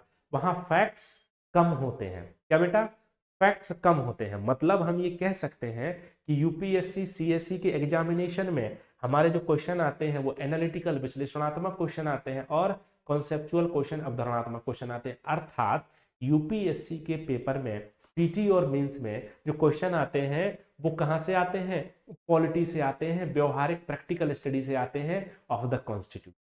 बात समझ आई कि यूपीएससी के प्रश्नों की जो प्रकृति है वो विश्लेषणात्मक है, अवधारणात्मक है, एनालिटिकल और कॉन्सेप्चुअल है। मतलब यूपीएससी के जो सवाल हैं वो कॉन्स्टिट्यूशन से कम और राज व्यवस्था से ज्यादा आते हैं, संविधान से कम और राज व्यवस्था से ज्यादा आते हैं। इसलिए जब लक्ष्मीकांत की किताब लिख रहे हैं, इंडियन कॉन्स्टिट्यूशन और पॉलिटी पर किताब लिख रहे हैं, तो उन्होंने अपनी किताब का टाइटल क्या रखा? इंडियन पॉलिटी रखा। इसका मतलब वो ये बता रहे हैं कि मेरी किताब में संवैधानिक प्रावधान कम हो सकते हैं, लेकिन मेरी किताब में संवैधानिक प्रावधानों का विश्लेषण और अवधारणा अधिक है।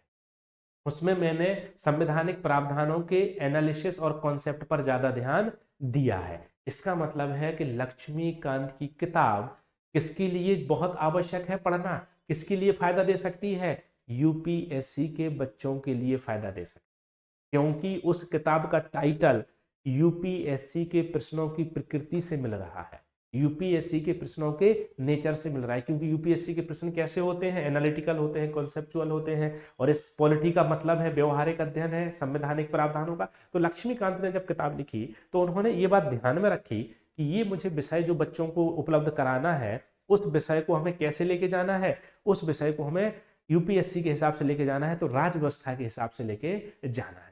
तो यूपीएससी में हमें संविधान के साथ साथ क्या पढ़ना पड़ता है? राज व्यवस्था का अध्ययन करना।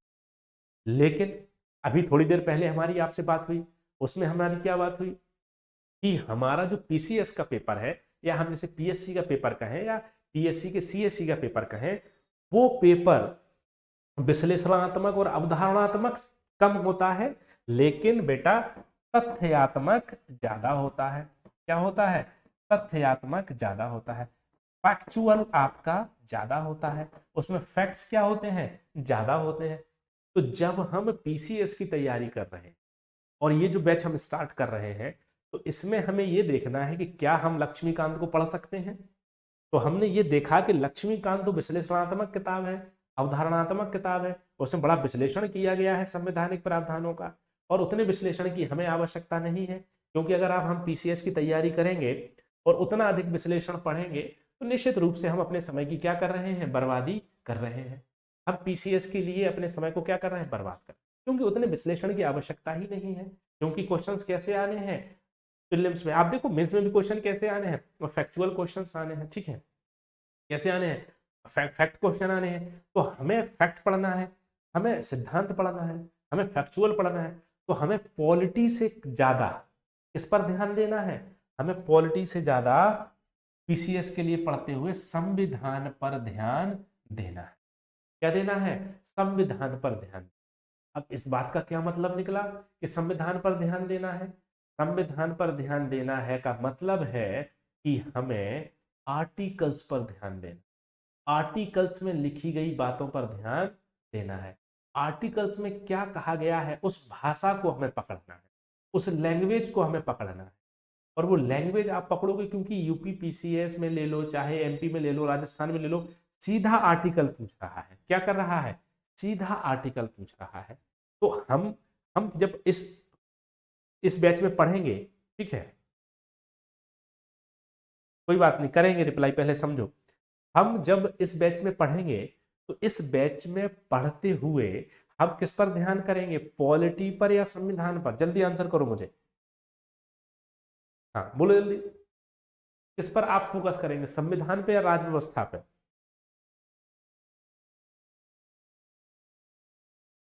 हाँ, आस्था ये शर्मा, वेरी गुड। तो हमें कहां फोकस करना है, कॉन्स्टिट्यूशन पर फोकस करना है। अब ये बात आपको समझ आनी चाहिए कि यूपीएससी की तैयारी और पीसीएस की तैयारी में क्या अंतर है। यूपीएससी की तैयारी में आपको पॉलिटी, व्यवहारिक अध्ययन पर बल देना है, आपको अवधारणा और विश्लेषण पर बल देना है, लेकिन आपको पॉलिटी पर बल देना है। लक्ष्मीकांत पढ़ लो, कोई दिक्कत नहीं है, लेकिन जब पीसीएस के प्रश्नों को देखोगे, जब पीसीएस के प्रश्नों की बात करोगे, जब पीसीएस के प्रश्नों की आकृति की बात करोगे, तो फिर कहां चले जाएंगे हम लोग, फिर हम लोग चले जाएंगे कॉन्स्टिट्यूशन, और वहां कॉन्स्टिट्यूशन पर फोकस करें, वहां अवधारणा पर फोकस करेंगे। वहां किस पर फोकस करेंगे, वहां फैक्ट्स पर, अवधारणा पर कम, फैक्ट्स पर ज्यादा फोकस करेंगे, तथ्य पर ज्यादा फोकस करेंगे। तो ये जो अंतर आपको बताया जाता है बेटा, भारतीय संविधान और राज्य व्यवस्था का अंतर बताया जाता है, ये अंतर इसलिए बताया जाता है ताकि आप जब एग्जाम के लिए पढ़ाई कर रहे हैं तो आप ये क्लासिफाइड कर पाए, आप ये बांट पाए कि आपको किस एग्जामिनेशन के लिए क्या क्या पढ़ना है और कैसे। इसका ये मतलब नहीं होता है कि आप इसको रट लोगे, संविधान का क्या मतलब है, राज्य व्यवस्था का क्या मतलब है, रट लोगे तो उससे फायदा क्या होगा, कहाँ लिखने के लिए आएगा, बताओ। आज तक किसी एग्जाम में क्या लिखने के लिए आया है कि संविधान और राज्य व्यवस्था का अंतर बताइए?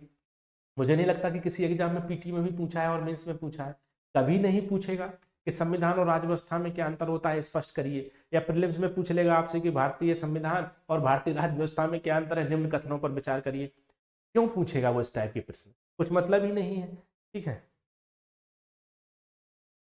हाँ ठीक है, हाँ वेरी गुड, ठीक है, हाँ बात समझ आई। तो इसलिए नहीं पढ़ाया जाता है कि संविधान और राज्य व्यवस्था का आप इसको रटो, आप इसको समझ लो कि इसका मतलब क्या होता है, क्योंकि एग्जाम में कहाँ आपसे पूछेगा संविधान और राज्य व्यवस्था का अंतर। लेकिन इसका अंतर बहुत बड़ा है, इस अंतर को जानना आपके लिए बहुत जरूरी है। इस अंतर को जानोगे तभी एग्जामिनेशन के अंतर को जान पाओगे, और जब एग्जामिनेशन के अंतर को जान पाओगे तभी फिर आप पढ़ाई कर पाओगे कि हाँ ये यूपीएससी का रास्ता है और ये पीसीएस का रास्ता है। अगर एक ही बात आपको लग रही है कि दोनों एक ही है, तो इसका मतलब है ना तो आप संविधान और राज्य व्यवस्था के अंतर को जाने, ना आप यूपीएससी और पीसीएस के अंतर को जाने, और आप बस पढ़ते जा रहे हैं, पढ़ते जा रहे हो, फिर पढ़ते ही जाएंगे आप। 5 साल पंचवर्षीय योजना हो जाएगी, फिर 10 वर्षीय योजना हो जाएगी, और फिर ये योजनाएं लगातार जो है बढ़ती चली जाएंगी, है ना। पहले होता है कि लगभग 1 साल में निकाल देंगे, फिर लगभग 2 साल में निकाल देंगे, फिर पंचवर्षीय योजना हो गई, 5 साल हो गए, फिर अगली पंचवर्षीय योजना आ गई, फिर अगली पंचवर्षीय योजना आ जाएगी।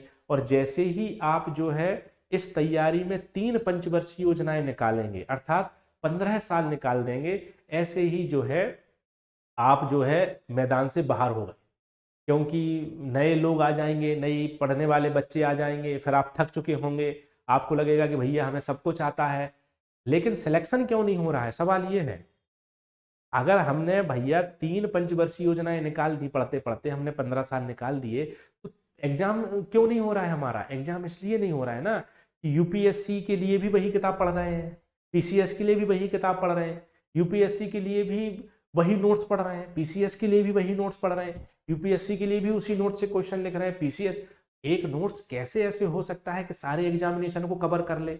यूपीएससी के लिए भी लक्ष्मीकांत, पीसीएस के लिए भी लक्ष्मीकांत, एसएससी के लिए भी लक्ष्मीकांत, हर एग्जामिनेशन के लिए लक्ष्मीकांत, ऐसा कैसे हो सकता है? ठीक है, हाँ, तब तक आस्था पेपर ही आपका जो है सिलेबस ही चेंज हो चुका होगा आपका। तो मैं यह इस क्लास में आपको यही समझाने की कोशिश कर रहा हूँ कि ये मेंटेलिटी लेके नहीं चलना है हमें कि हमने एक नोट्स बना लिया, वही हमारे सारे चीज़ों के लिए बिल्कुल हो गया और अब हमें कोई दिक्कत ही नहीं है, अब तो हम जो चाहें सो पढ़ते रहेंगे, हमें कोई दिक्कत ही, एक ही नोट से हो जाएगा, है ना। फिर कभी कभी नोट्स कैसे काम करता है कि आपने पढ़ लिया, आपके छोटे भाई ने भी पढ़ लिया, छोटी बहन ने पढ़ लिया, और पता चले कि फिर भैया बच्चे भी जो है पढ़ना शुरू कर दिए हैं।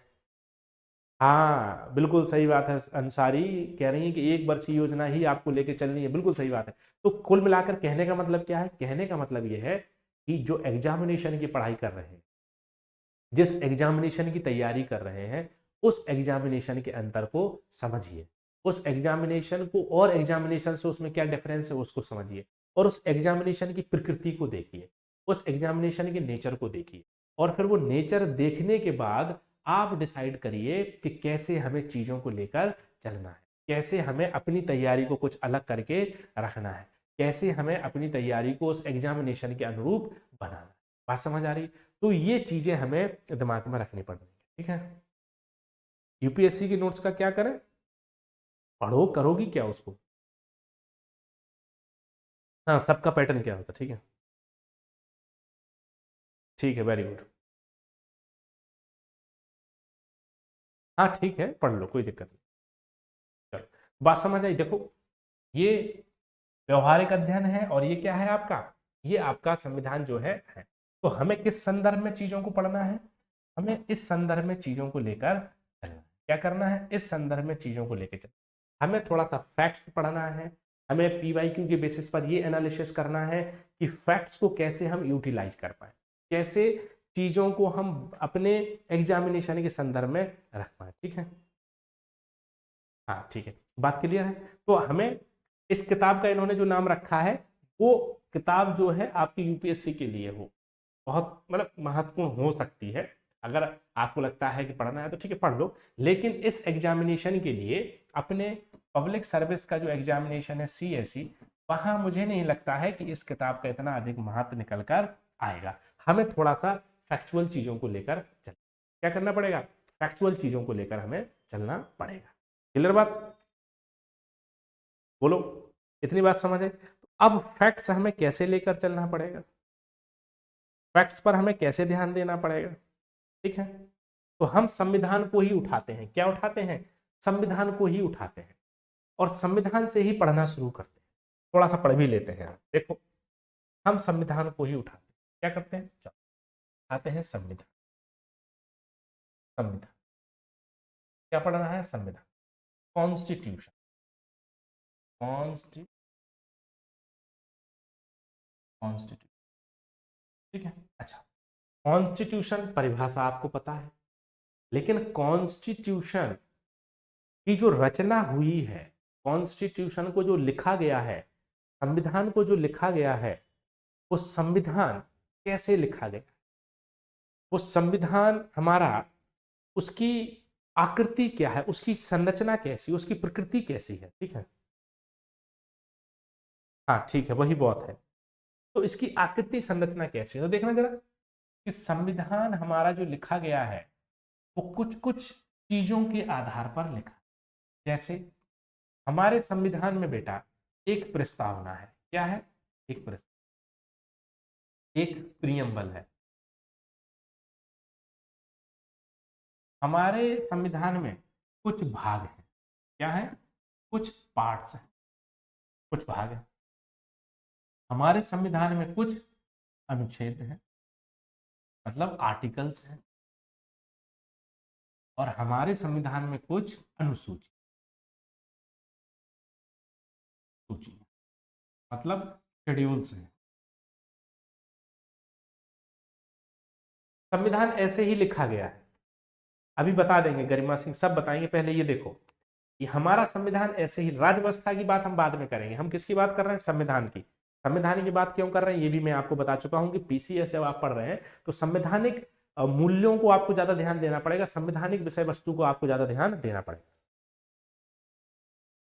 तो संविधान में प्रस्तावना है, संविधान में भाग है, संविधान में अनुच्छेद है और संविधान में अनुसूची। क्लियर इतनी बात?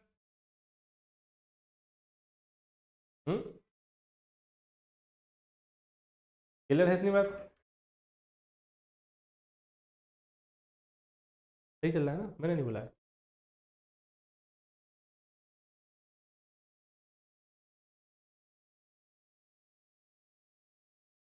क्लियर है इतनी बात?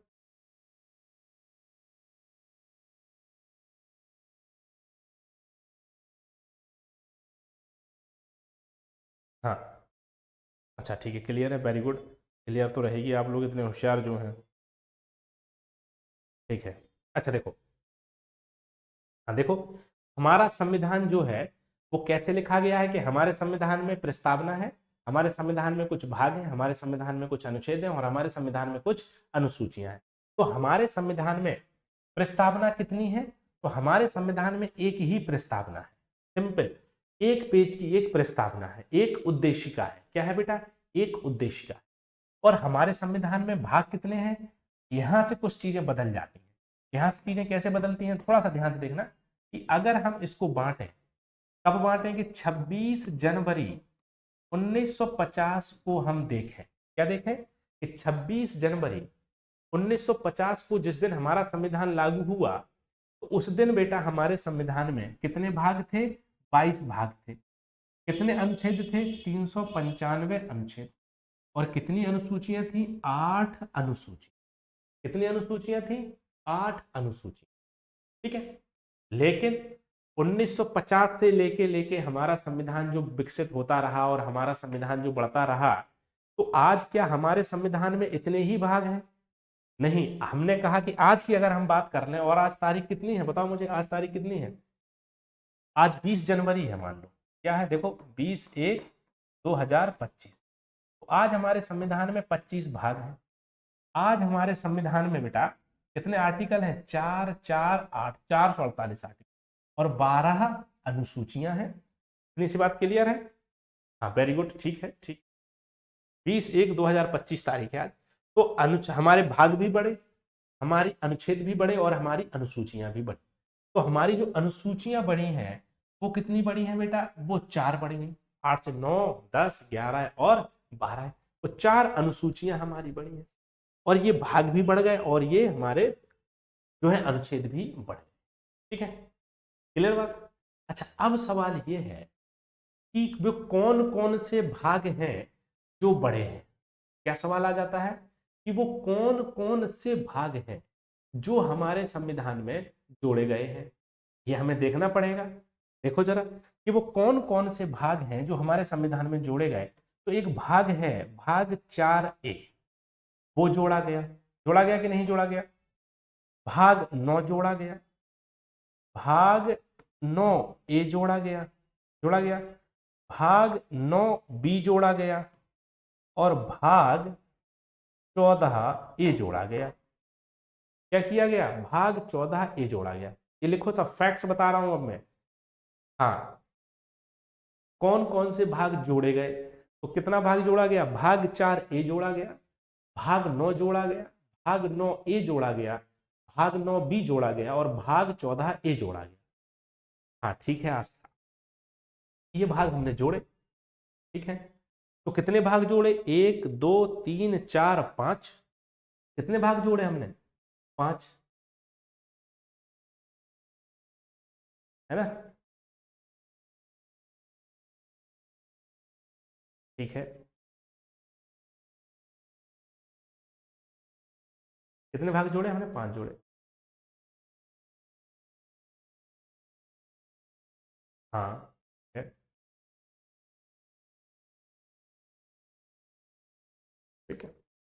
तो टोटल भाग कितने हो गए? 22 में। देखो ये 22 में अगर 5 जोड़ दो तो कितने हो जाएंगे? 27। कितने हो जाएंगे बोलो? 27 हो जाएंगे, है ना? क्या हो जाएंगे? 27 हो जाएंगे। लेकिन भाग हैं कितने? हाँ, लेकिन भाग हैं कितने? ठीक है, भाग हैं कितने? 25। कितने भाग हैं? 25 भाग।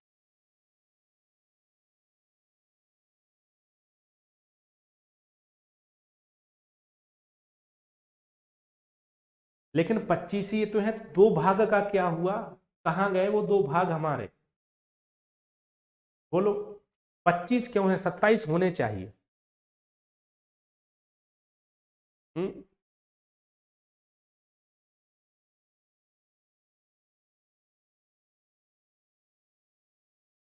अच्छा, ठीक है, चलो इनकी बात मान लेते हैं कि इन दोनों को एक ही मान लेते हैं। चलो ठीक है, भाग 9 और 9 को एक ही मान लेते हैं। तो फिर कितने होंगे? मान लो कि 1 2 3 4, तो 22 प्लस 4 बराबर 26 होने चाहिए। 22 प्लस 4 बराबर 26 होने चाहिए। भाग 9 को हमने एक मान लिया। चलो ठीक है।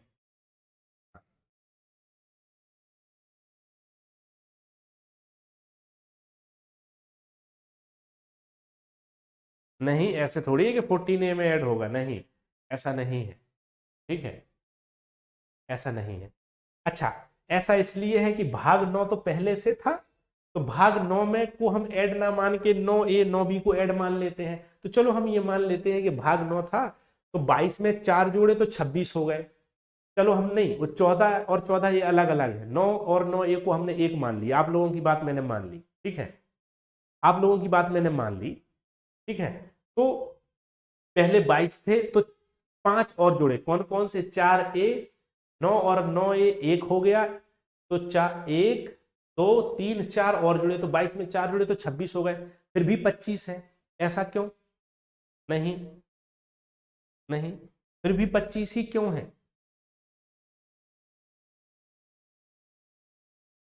कौन सा भाग निरस्त कर दिया गया था? देखना जरा ध्यान से।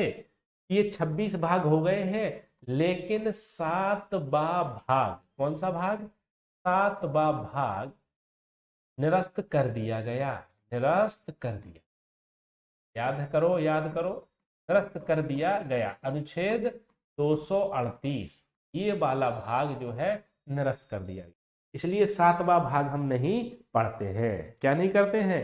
7वां भाग नहीं पढ़ते। तो 5 भाग जोड़े गए, 4 भाग जोड़े गए, मान लेते हैं कितने? 4 जोड़े गए, एक हटा दिया, तो कितने बचे? 25 भाग बचे। इस प्रकार 25 में 7वां भाग अनुच्छेद 238 निरस्त कर दिया। हाँ, 7वां भाग निरस्त कर दिया गया। वेरी गुड, बात समझ आई? हाँ, अच्छा, समझ गए? अभी नहीं समझे, अब देखो जरा ध्यान से। अभी कैसे समझ जाओगे? ये है भाग, भाग है, ठीक है। देखो, 26 जनवरी 1950 को कितने भाग थे? 22। और अभी 19 जनवरी 2024 को कितने हैं? 25, है ना? तो देखो, यहां लिखो जोड़े गए भाग, जोड़े गए भाग। 4A, 9 और 9A, 9B और आपका 14A, ठीक है। और ये कब जोड़ा गया? 4A कब जोड़ा गया? 42वें, ए भी लिखो सब, 42वें संविधान संशोधन अधिनियम से जोड़ा गया।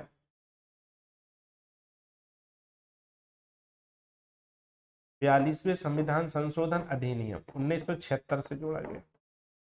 और ये कब जोड़े गए दोनों? 73वां 74वां संशोधन अधिनियम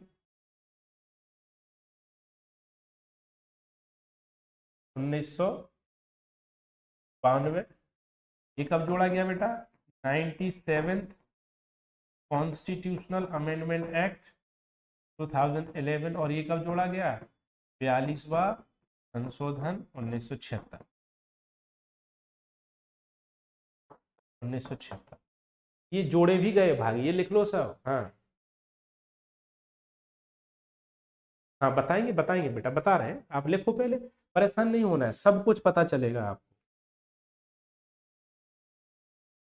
परेशान बिल्कुल नहीं होना है, हर एक चीज बताऊंगा, बस पढ़ते रहो लिखते रहो।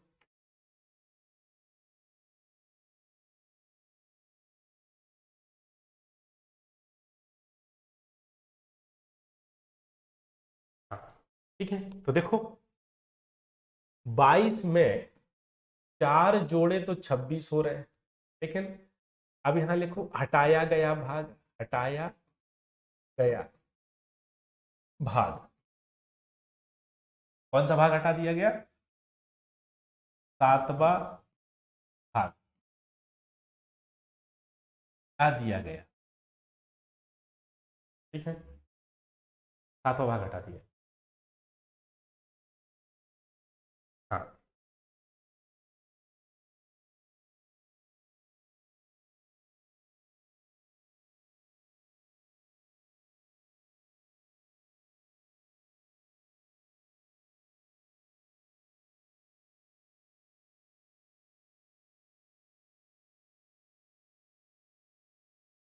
हाँ ठीक है, 7वां भाग हटा दिया गया। देखो यहां लिखो कि 7वां भाग 7वें संविधान संशोधन, 7वें संविधान संशोधन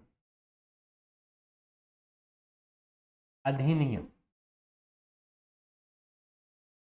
1956 से हटा दिया गया, हटा दिया 56 से हटा दिया गया। इसमें इसमें से हटा दिया गया, इसमें अनुच्छेद 238 था, जहां 20 समूह के राज्यों का उल्लेख था, 20 समूह के राज्यों का उल्लेख,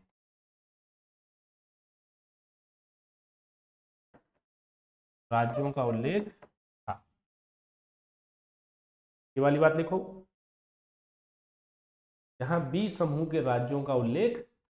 अच्छा याद रखना कि 20 समूह के राज्य, पहले हमारे राज्य कैसे बटे हुए थे? ए समूह, बी समूह, सी समूह, डी समूह बटे हुए थे। राज्य पुनर्गठन अधिनियम 1956 फजल अली कमीशन के लागू होने से पहले हमारे राज्यों का कैटेगराइजेशन अलग तरीके से था, है ना? हाँ हाँ बिल्कुल। तो फजल अली कमीशन 1956 में उन्होंने जो रिपोर्ट दी और उनके आधार पर राज्य पुनर्गठन अधिनियम बना, जहां 14 राज्य और 6 केंद्र शासित प्रदेश बने। उससे पहले हमारे जो राज्यों का वर्गीकरण था वो ए समूह के राज्य, बी समूह के राज्य, सी समूह के राज्य, डी समूह के राज्यों में वर्गीकरण था। तो 7वें भाग में बी समूह के जो राज्य थे उनका उल्लेख था अनुसूची 1 के संदर्भ में। तो चूंकि 1956 में हमने सभी इस तरह का वर्गीकरण राज्यों को हटा दिया, ए समूह, बी समूह, सी समूह, डी समूह, और सभी राज्यों को राज्य माना और केंद्र शासित प्रदेश माना, तो इस वर्गीकरण की हमें आवश्यकता नहीं रही कि ए समूह के राज्य कौन से हैं, बी समूह के राज्य कौन से हैं, तो हमने इस वाले भाग को हटा दिया। तो भाग 7 हटा, ठीक है, और भाग 9 पहले से ही था, भाग 9 तो पहले से ही था ना संविधान में। भाग 9 की विषय वस्तु बदल के हमने वहां पर क्या कर दिया? ग्राम पंचायतें कर दी। भाग 9 ये हमने जोड़ा, 9 तो पहले से था तो 9 को हम जोड़ा हुआ थोड़ी मानेंगे, 9 तो है ही, लेकिन 9 ये हमने जोड़ा, तो भाग 7 हटाया और ये 4 नए भाग जोड़े, 4A, 9A, 9B, 14A, तो 22 में 4 जोड़े तो 26 हुए, 1 हटाया तो कुल मिला के ये 25 भाग ऐसे बचे हुए। तो ये फैक्ट है। इस तरह की बातें यूपीएससी में नहीं बता सकते बेटा, इस तरह की बातें कहाँ नहीं बता सकते? यूपीएससी में नहीं बता सकते, क्योंकि यूपीएससी इस तरह की बातों को ना तो पूछता है और ना पूछने का उसका मकसद भी होता है। बात समझ पा रहे हो कि इस तरह की बातें जो है यूपीएससी के बैच में पढ़ाना थोड़ा सा असंभव होता है, क्योंकि वहां पर फैक्चुअल इतना नहीं बताते आप, वो पूछने का चांस भी नहीं होता है। लेकिन पीसीएस में जो हमारा एग्जामिनेशन है एमपी सबका, उसमें ये सवाल पूछ लेते हैं, यूपी में पूछ लेते हैं, एमपी में पूछ लेते हैं। अब बात समझ आ रही है कि अंतर क्या है। तो आपको दिमाग में हो सकता है कि सर ने तो अभी पॉलिटी पढ़ाई थी यूपीएससी के बैच में, अब इस बैच में क्या अलग पढ़ाएंगे। तो पढ़ाने के लिए अलग बहुत कुछ है, क्योंकि हर एग्जामिनेशन का अपना एक पैटर्न है, हर एग्जामिनेशन का पढ़ाने का अपना एक विषय वस्तु है, हर एग्जामिनेशन का अपना एक क्या है बेटा, उसका पढ़ाने का अपना एक एक एक विषय वस्तु है, उसको उसी स्तर पर हमें पढ़ाना पड़ेगा। तो हम जब यहाँ पढ़ रहे हैं तो हम फैक्ट्स की बात करेंगे, हम तथ्य की बात करेंगे। और ऐसे बहुत सारे फैक्ट्स जो है अभी पिटारे में बंद है, पॉलिटी के पिटारे में, वो अब आपके सामने खुलेंगे। और वो कब खुलेंगे, जब ये बैच हमारा जो है रेगुलर चलेगा और उसमें पॉलिटी के ऐसे फैक्ट्स आपको मिलेंगे कि आपको भी लगेगा कि हाँ ये बातें तो अभी रह गई थी। ठीक है, अच्छा, हाँ ठीक है कमलेश, ऐसा कर लेना, कोई दिक्कत नहीं। तो ये जो पॉलिटी के फैक्ट्स का पिटारा है वो इस वाले बैच में खुलने वाला है आपका पीसीएस के बैच में। और जो थ्योरेटिकल पिटारा था वो कहाँ खुला था, वो यूपीएससी के बैच में आप लोगों ने पढ़ा होगा, अभी हमने केंद्र संबंध उसमें पढ़े थे। तो यूपीएससी के बैच में जो है अवधारणात्मक पिटारा आपके सामने खुला था, केंद्र संबंध को 6 घंटे में पढ़ा था और इतनी डिटेल में हमने पढ़ा था। और यहाँ जो है वो फैक्ट्स का पिटारा जल्दी आपके सामने खुलेगा। तो बात समझ आई। तो कितने भाग हैं, 25 भाग हैं। कौन से भाग जोड़े गए, क्लियर है, कौन सा भाग हटाया गया वो भी क्लियर है। बोलो यस और नो, जल्दी बोलो, क्लियर बात समझ आई।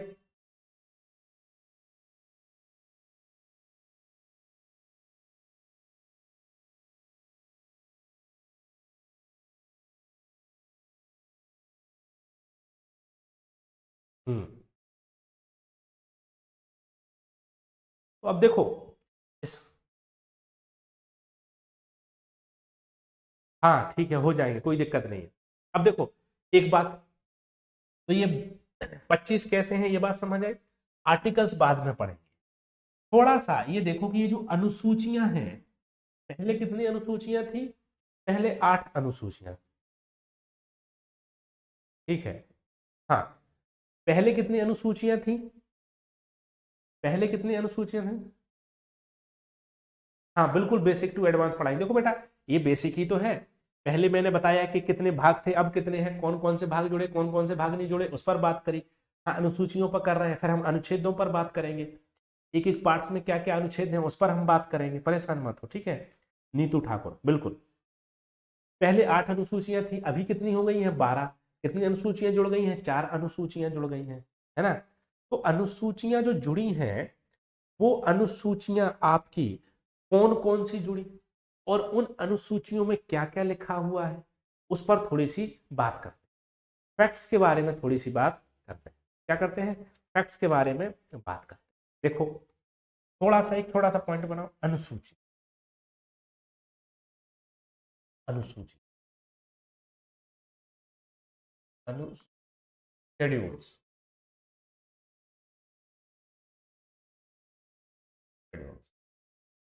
सबसे पहले लिखो प्रथम अनुसूची,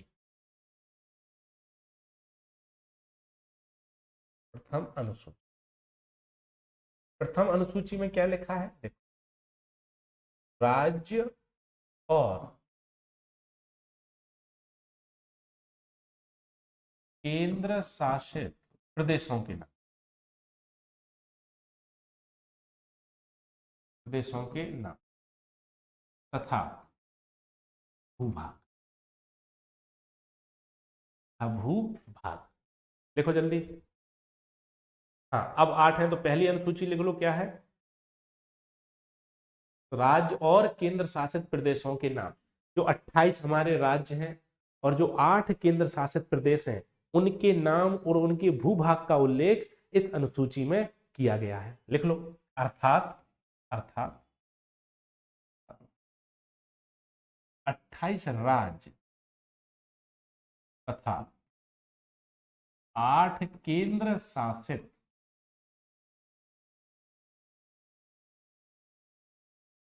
प्रदेशों का उल्लेख इस अनुसूची में किया, इस अनुसूची किया गया। ठीक है, एक बात,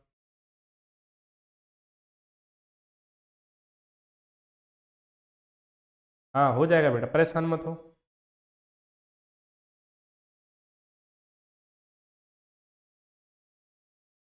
ठीक है, अब देखो द्वितीय अनुसूची, द्वितीय अनुसूची, द्वितीय अनुसूची में क्या है? विभिन्न संवैधानिक पदाधिकारियों के वेतन तथा भत्ते।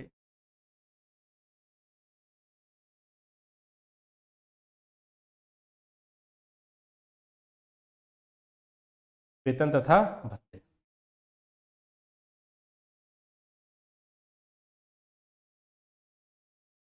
देखो इसमें वेतन तथा भत्ते कौन कौन से पदाधिकारी हैं? राष्ट्रपति हैं, है ना, राज्यपाल हैं, तो राष्ट्रपति हैं, राज्यपाल हैं, लोकसभा अध्यक्ष और उपाध्यक्ष, है ना, देख लो इसमें लोकसभा अध्यक्ष और उपाध्यक्ष, और उपाध्यक्ष, इसी में लिखो राज्यसभा के सभापति और उपसभापति, राज्यसभा के सभापति और उपसभापति। अच्छा, अब एक सवाल आता है पीसीएस में कि उपराष्ट्रपति को वेतन किस रूप में मिलता है? क्या सवाल आता है बेटा कि उपराष्ट्रपति को वेतन किस रूप में मिलता है? ठीक है, क्या आता है सवाल, आता है कि उपराष्ट्रपति को जो है वेतन वो किस रूप में मिलता है? तो भारतीय संविधान की जो दूसरी अनुसूची है उसमें उपराष्ट्रपति का नाम नहीं लिखा है, उसमें क्या लिखा है कि राज्यसभा के सभापति और उपसभापति, अर्थात राज्यसभा के जो सभापति होते हैं वो कौन होते हैं? उपराष्ट्रपति होते हैं। इसका मतलब है कि उपराष्ट्रपति को जो वेतन और भत्ते मिलते हैं वो किस रूप में मिलते हैं? राज्यसभा के सभापति के रूप में मिलते हैं। ये सवाल आता है पीसीएस में, जब आप पीवाईक्यू लगाओगे तो सवाल मिलेगा। अब ये सवाल आया कहां से? ये तो राष्ट्रपति उपराष्ट्रपति जो पढ़ोगे वहां नहीं लिखा है, ये अनुसूची से आया हुआ सवाल है। कहां से आया हुआ सवाल है? अनुसूची से सवाल है। हाँ, तो राज्यसभा के सभापति के रूप में जो है उपराष्ट्रपति को वेतन और भत्ता मिलता है, लेकिन उनका चुनाव उपराष्ट्रपति के रूप में होता है, राज्यसभा के सभापति के रूप में नहीं होता है। तो ये चीजें अब आप सीखोगे, अब आप फैक्ट्स सीखोगे मेरे साथ। अब फैक्ट्स पर हम थोड़ा सा बातचीत करेंगे, ठीक है। तो अनुसूची 2 में किस किस का उल्लेख है? राष्ट्रपति राज्यपाल का क्या वेतन है, लोकसभा अध्यक्ष और उपाध्यक्ष का क्या वेतन है, राज्यसभा के सभापति और उपसभापति का क्या वेतन है, इन सब की बातें लिखी गई हैं, ठीक है। इसके अलावा देखो, इसके अलावा विधानसभा के अध्यक्ष और उपाध्यक्ष, इनका वेतन, अध्यक्ष और उपाध्यक्ष इनका वेतन यहां पर है। विधान परिषद के सभापति और उपसभापति का वेतन यहां पर, सभापति का। इसके अलावा किसका वेतन है बेटा? सुप्रीम कोर्ट और हाई कोर्ट के न्यायाधीशों का वेतन है, ठीक है, ये न्यायाधीश।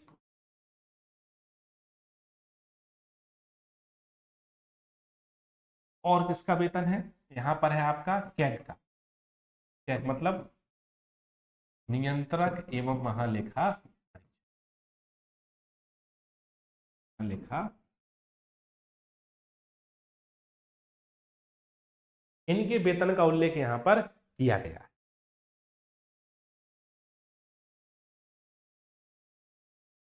वेरी गुड, ठीक है, वेरी गुड वेरी गुड। अब देखो तृतीय अनुसूची या तीसरी अनुसूची क्या है? तीसरी अनुसूची, थर्ड शेड्यूल क्या कहती है? विभिन्न संवैधानिक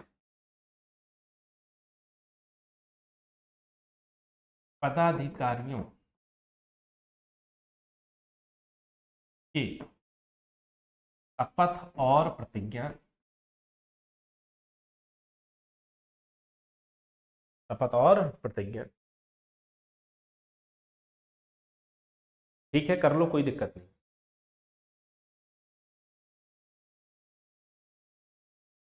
हाँ ठीक है, बिल्कुल बनाते जाओ।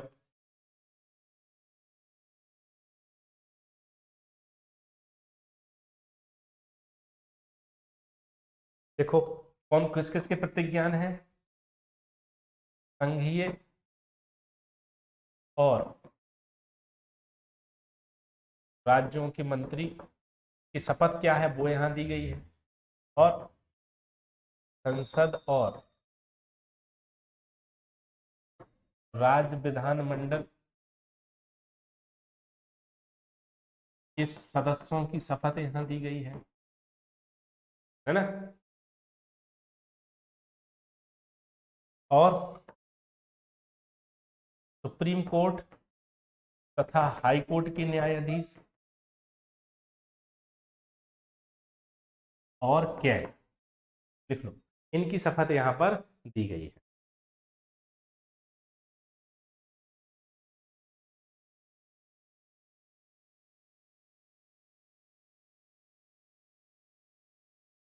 ये जो दिया गया है ये भी आपको फैक्ट है, याद रखना पड़ेगा किस किस की शपथ दी गई है, क्योंकि ये पूछ लेता है पीसीएस जैसे एग्जामिनेशन में कि भैया ये बता दो कि किसकी शपथ दी गई है। मान लो पूछ लेगा कि क्या कि तृतीय अनुसूची या तीसरी अनुसूची में क्या राष्ट्रपति की शपथ का उल्लेख किया गया है, तो बिल्कुल नहीं किया गया है, देखो नहीं किया गया है। क्या उपराष्ट्रपति की शपथ का उल्लेख किया गया है, तो बिल्कुल नहीं किया गया है। ठीक है, तो आपको याद रखना पड़ेगा कि किसकी शपथ दी गई है किसकी नहीं दी गई है, ये पूछता है आपसे पीसीएस में, है। इस टाइप के क्वेश्चंस में बताऊंगा आपको लाके, ये सवाल आपसे एग्जाम में पूछ लेता है एग्जाम में। ठीक है, हाँ ठीक है। अब है चौथी अनुसूची।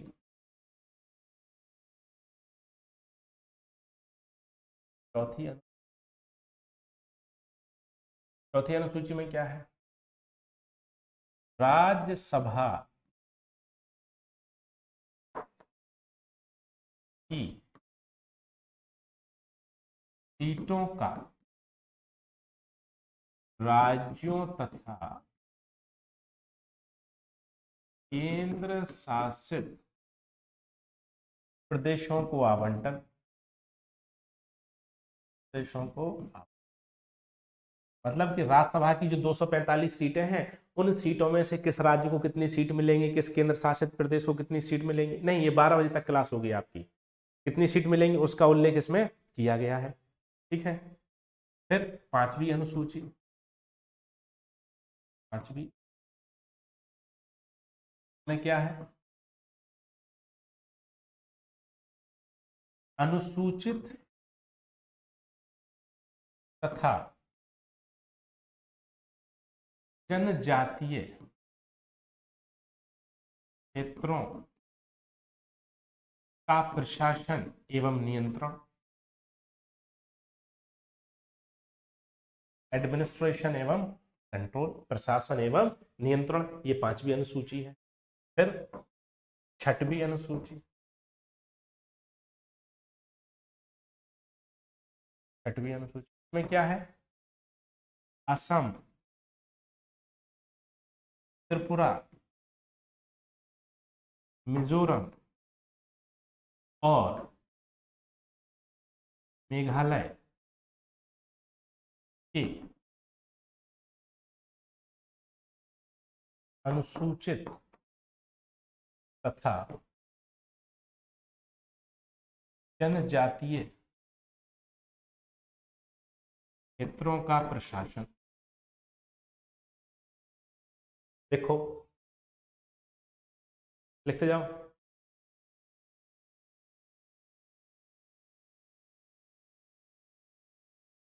क्लास ही तो स्टार्ट हो चुकी है, वही तो पढ़ा रहा हूँ, पॉलिटी पढ़ा रहा हूँ।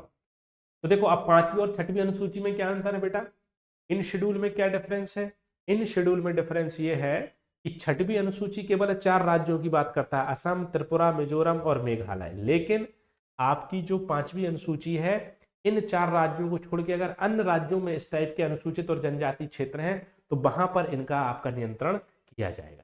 क्या किया जाएगा, वहां पर नियंत्रण किया जाएगा। ठीक है, हाँ, अभी अभी एक ही से शुरू करते हैं, आराम से शुरू करते हैं। ठीक है,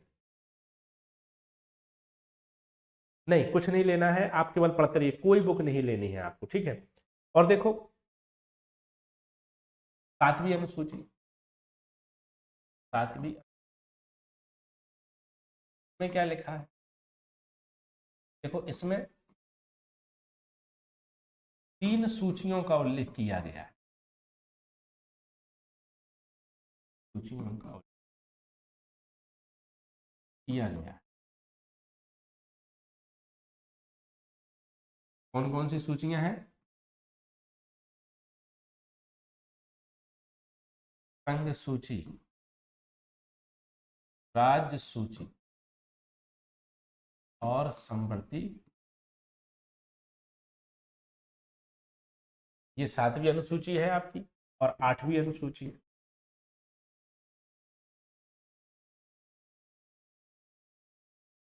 और इसमें क्या है, 22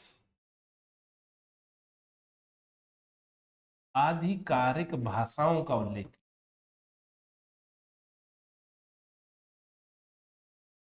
भाषाओं का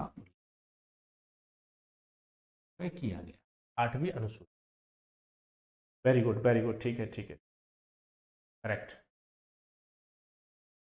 ठीक है, तो ये 8 अनुसूचियां, कौन सी अनुसूचियां, जो कि मूल संविधान में दी गई थी जब हमारा संविधान लागू हुआ था। लेकिन आज कितनी अनुसूचियां हैं, 12 अनुसूचियां हैं। लिख लिया सभी ने,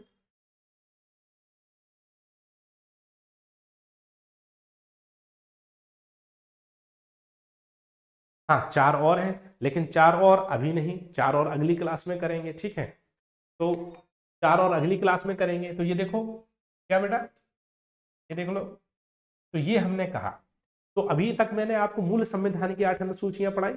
यहीं से कल की क्लास में हम स्टार्ट करेंगे अपने संविधान को, और व्यापक रूप से संविधान को बिल्कुल फैक्ट्स के आधार पर पढ़ते हुए चलेंगे। तो आज मैंने आपको क्या बताया कि ये भाग हमारे कैसे ऐड हुए, और ये और इसके आगे हम अनुसूचियों को और भी कवर करें। ठीक है, जय हिंद साथियों। उम्मीद करता हूँ आप सब लोग अच्छे होंगे। कैसे हैं आप लोग? कैसे हैं आप लोग?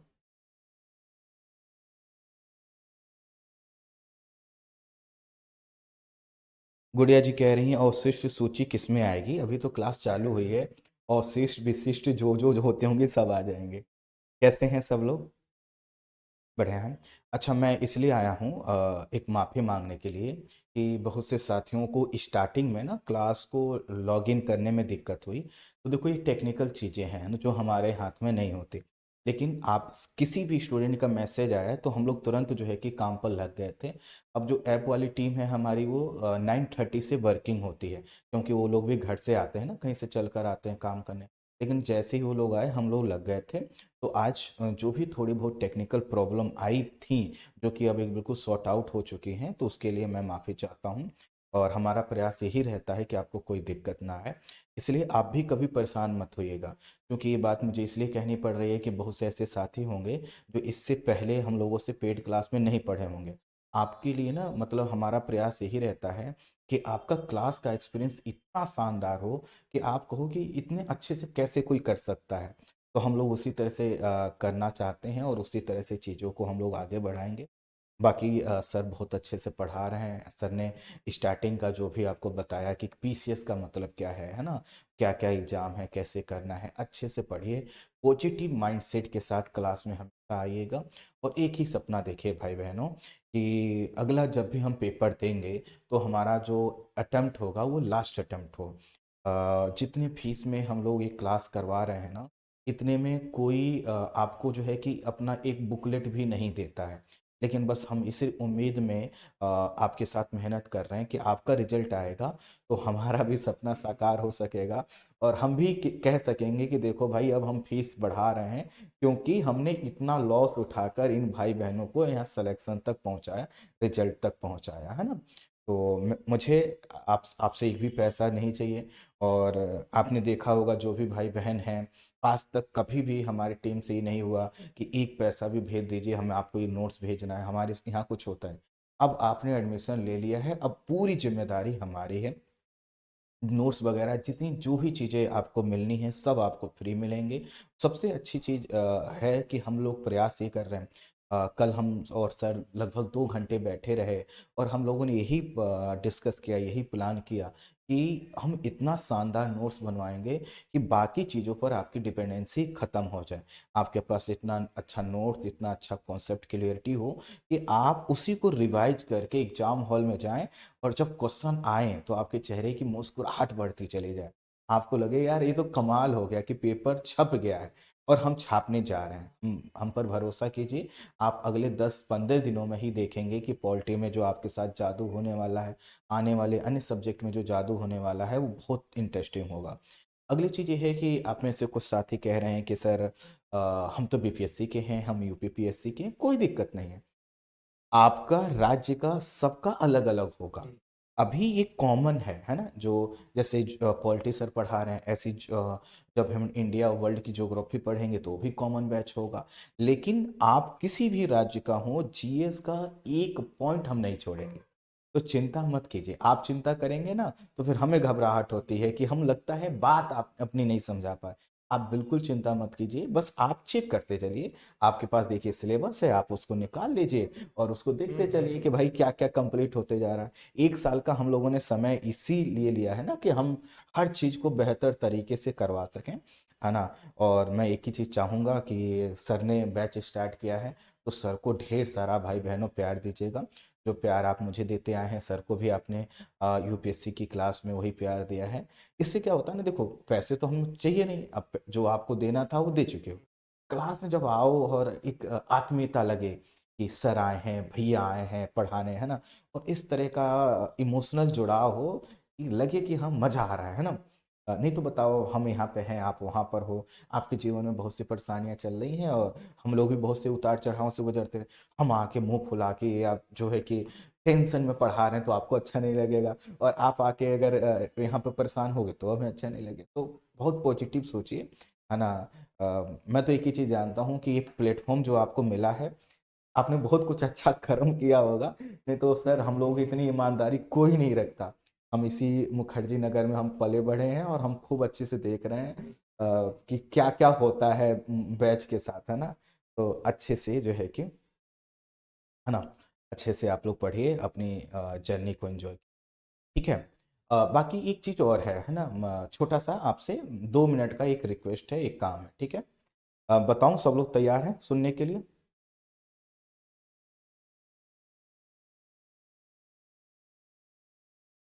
हाँ बिपिन जी, बिपिन जी।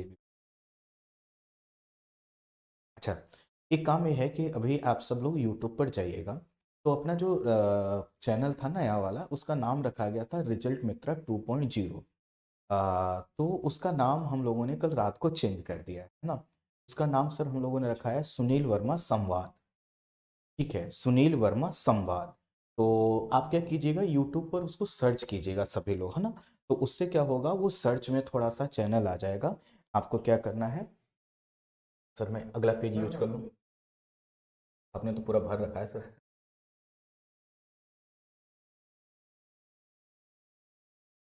तो साथियों इस तरह से, अच्छा आप लोग पहले ये बताओ नाम ठीक है कि नहीं? तो ये चैनल का हमने रीनेम किया है, तो होगा क्या कि कोई अभी खोजेगा ना तो इस नाम से बहुत कम मिलेगा, है ना?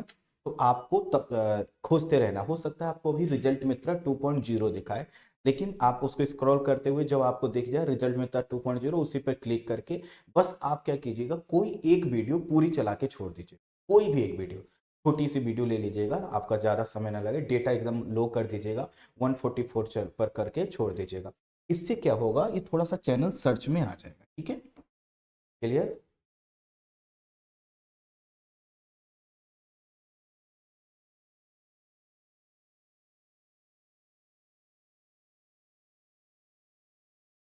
ठीक है। हाँ अभी नहीं सो रहा होगा, लेकिन आप देखिए क्या करिएगा, सर्च करेंगे और फिर स्क्रॉल करते हुए नीचे की ओर बढ़ेंगे ना तो अपने आप रिजल्ट मित्रा 2.0 दिखेगा, उसी पर क्लिक कर दीजिएगा। तो यूट्यूब समझ जाएगा अच्छा कि ये जो नाम चेंज किया गया है तो ये रिजल्ट मित्रा 2.0 को ढूंढ रहे हैं नए नाम से, तो बाकी लोगों को सजेस्ट करने लगे। ठीक है।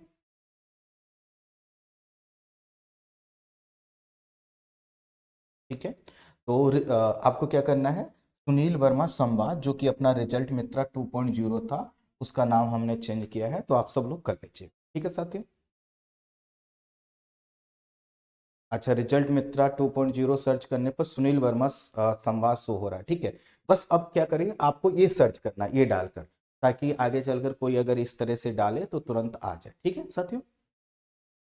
ठीक है, अच्छे से पढ़ते रहिए भाई बहनों। और हाँ, बहुत कुछ प्लान कर रहे हैं, आपको बहुत से सरप्राइज हम और सर देते रहेंगे। ठीक है, चलिए, thank you so much, thank you.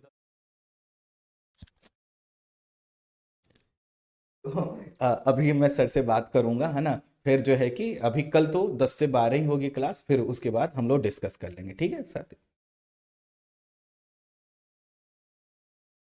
अभी मैं सर से जाके लड़ूंगा, है ना। ठीक है। ठीक है साथियों, जय हिंद, जय हिंद, जय हिंद, जय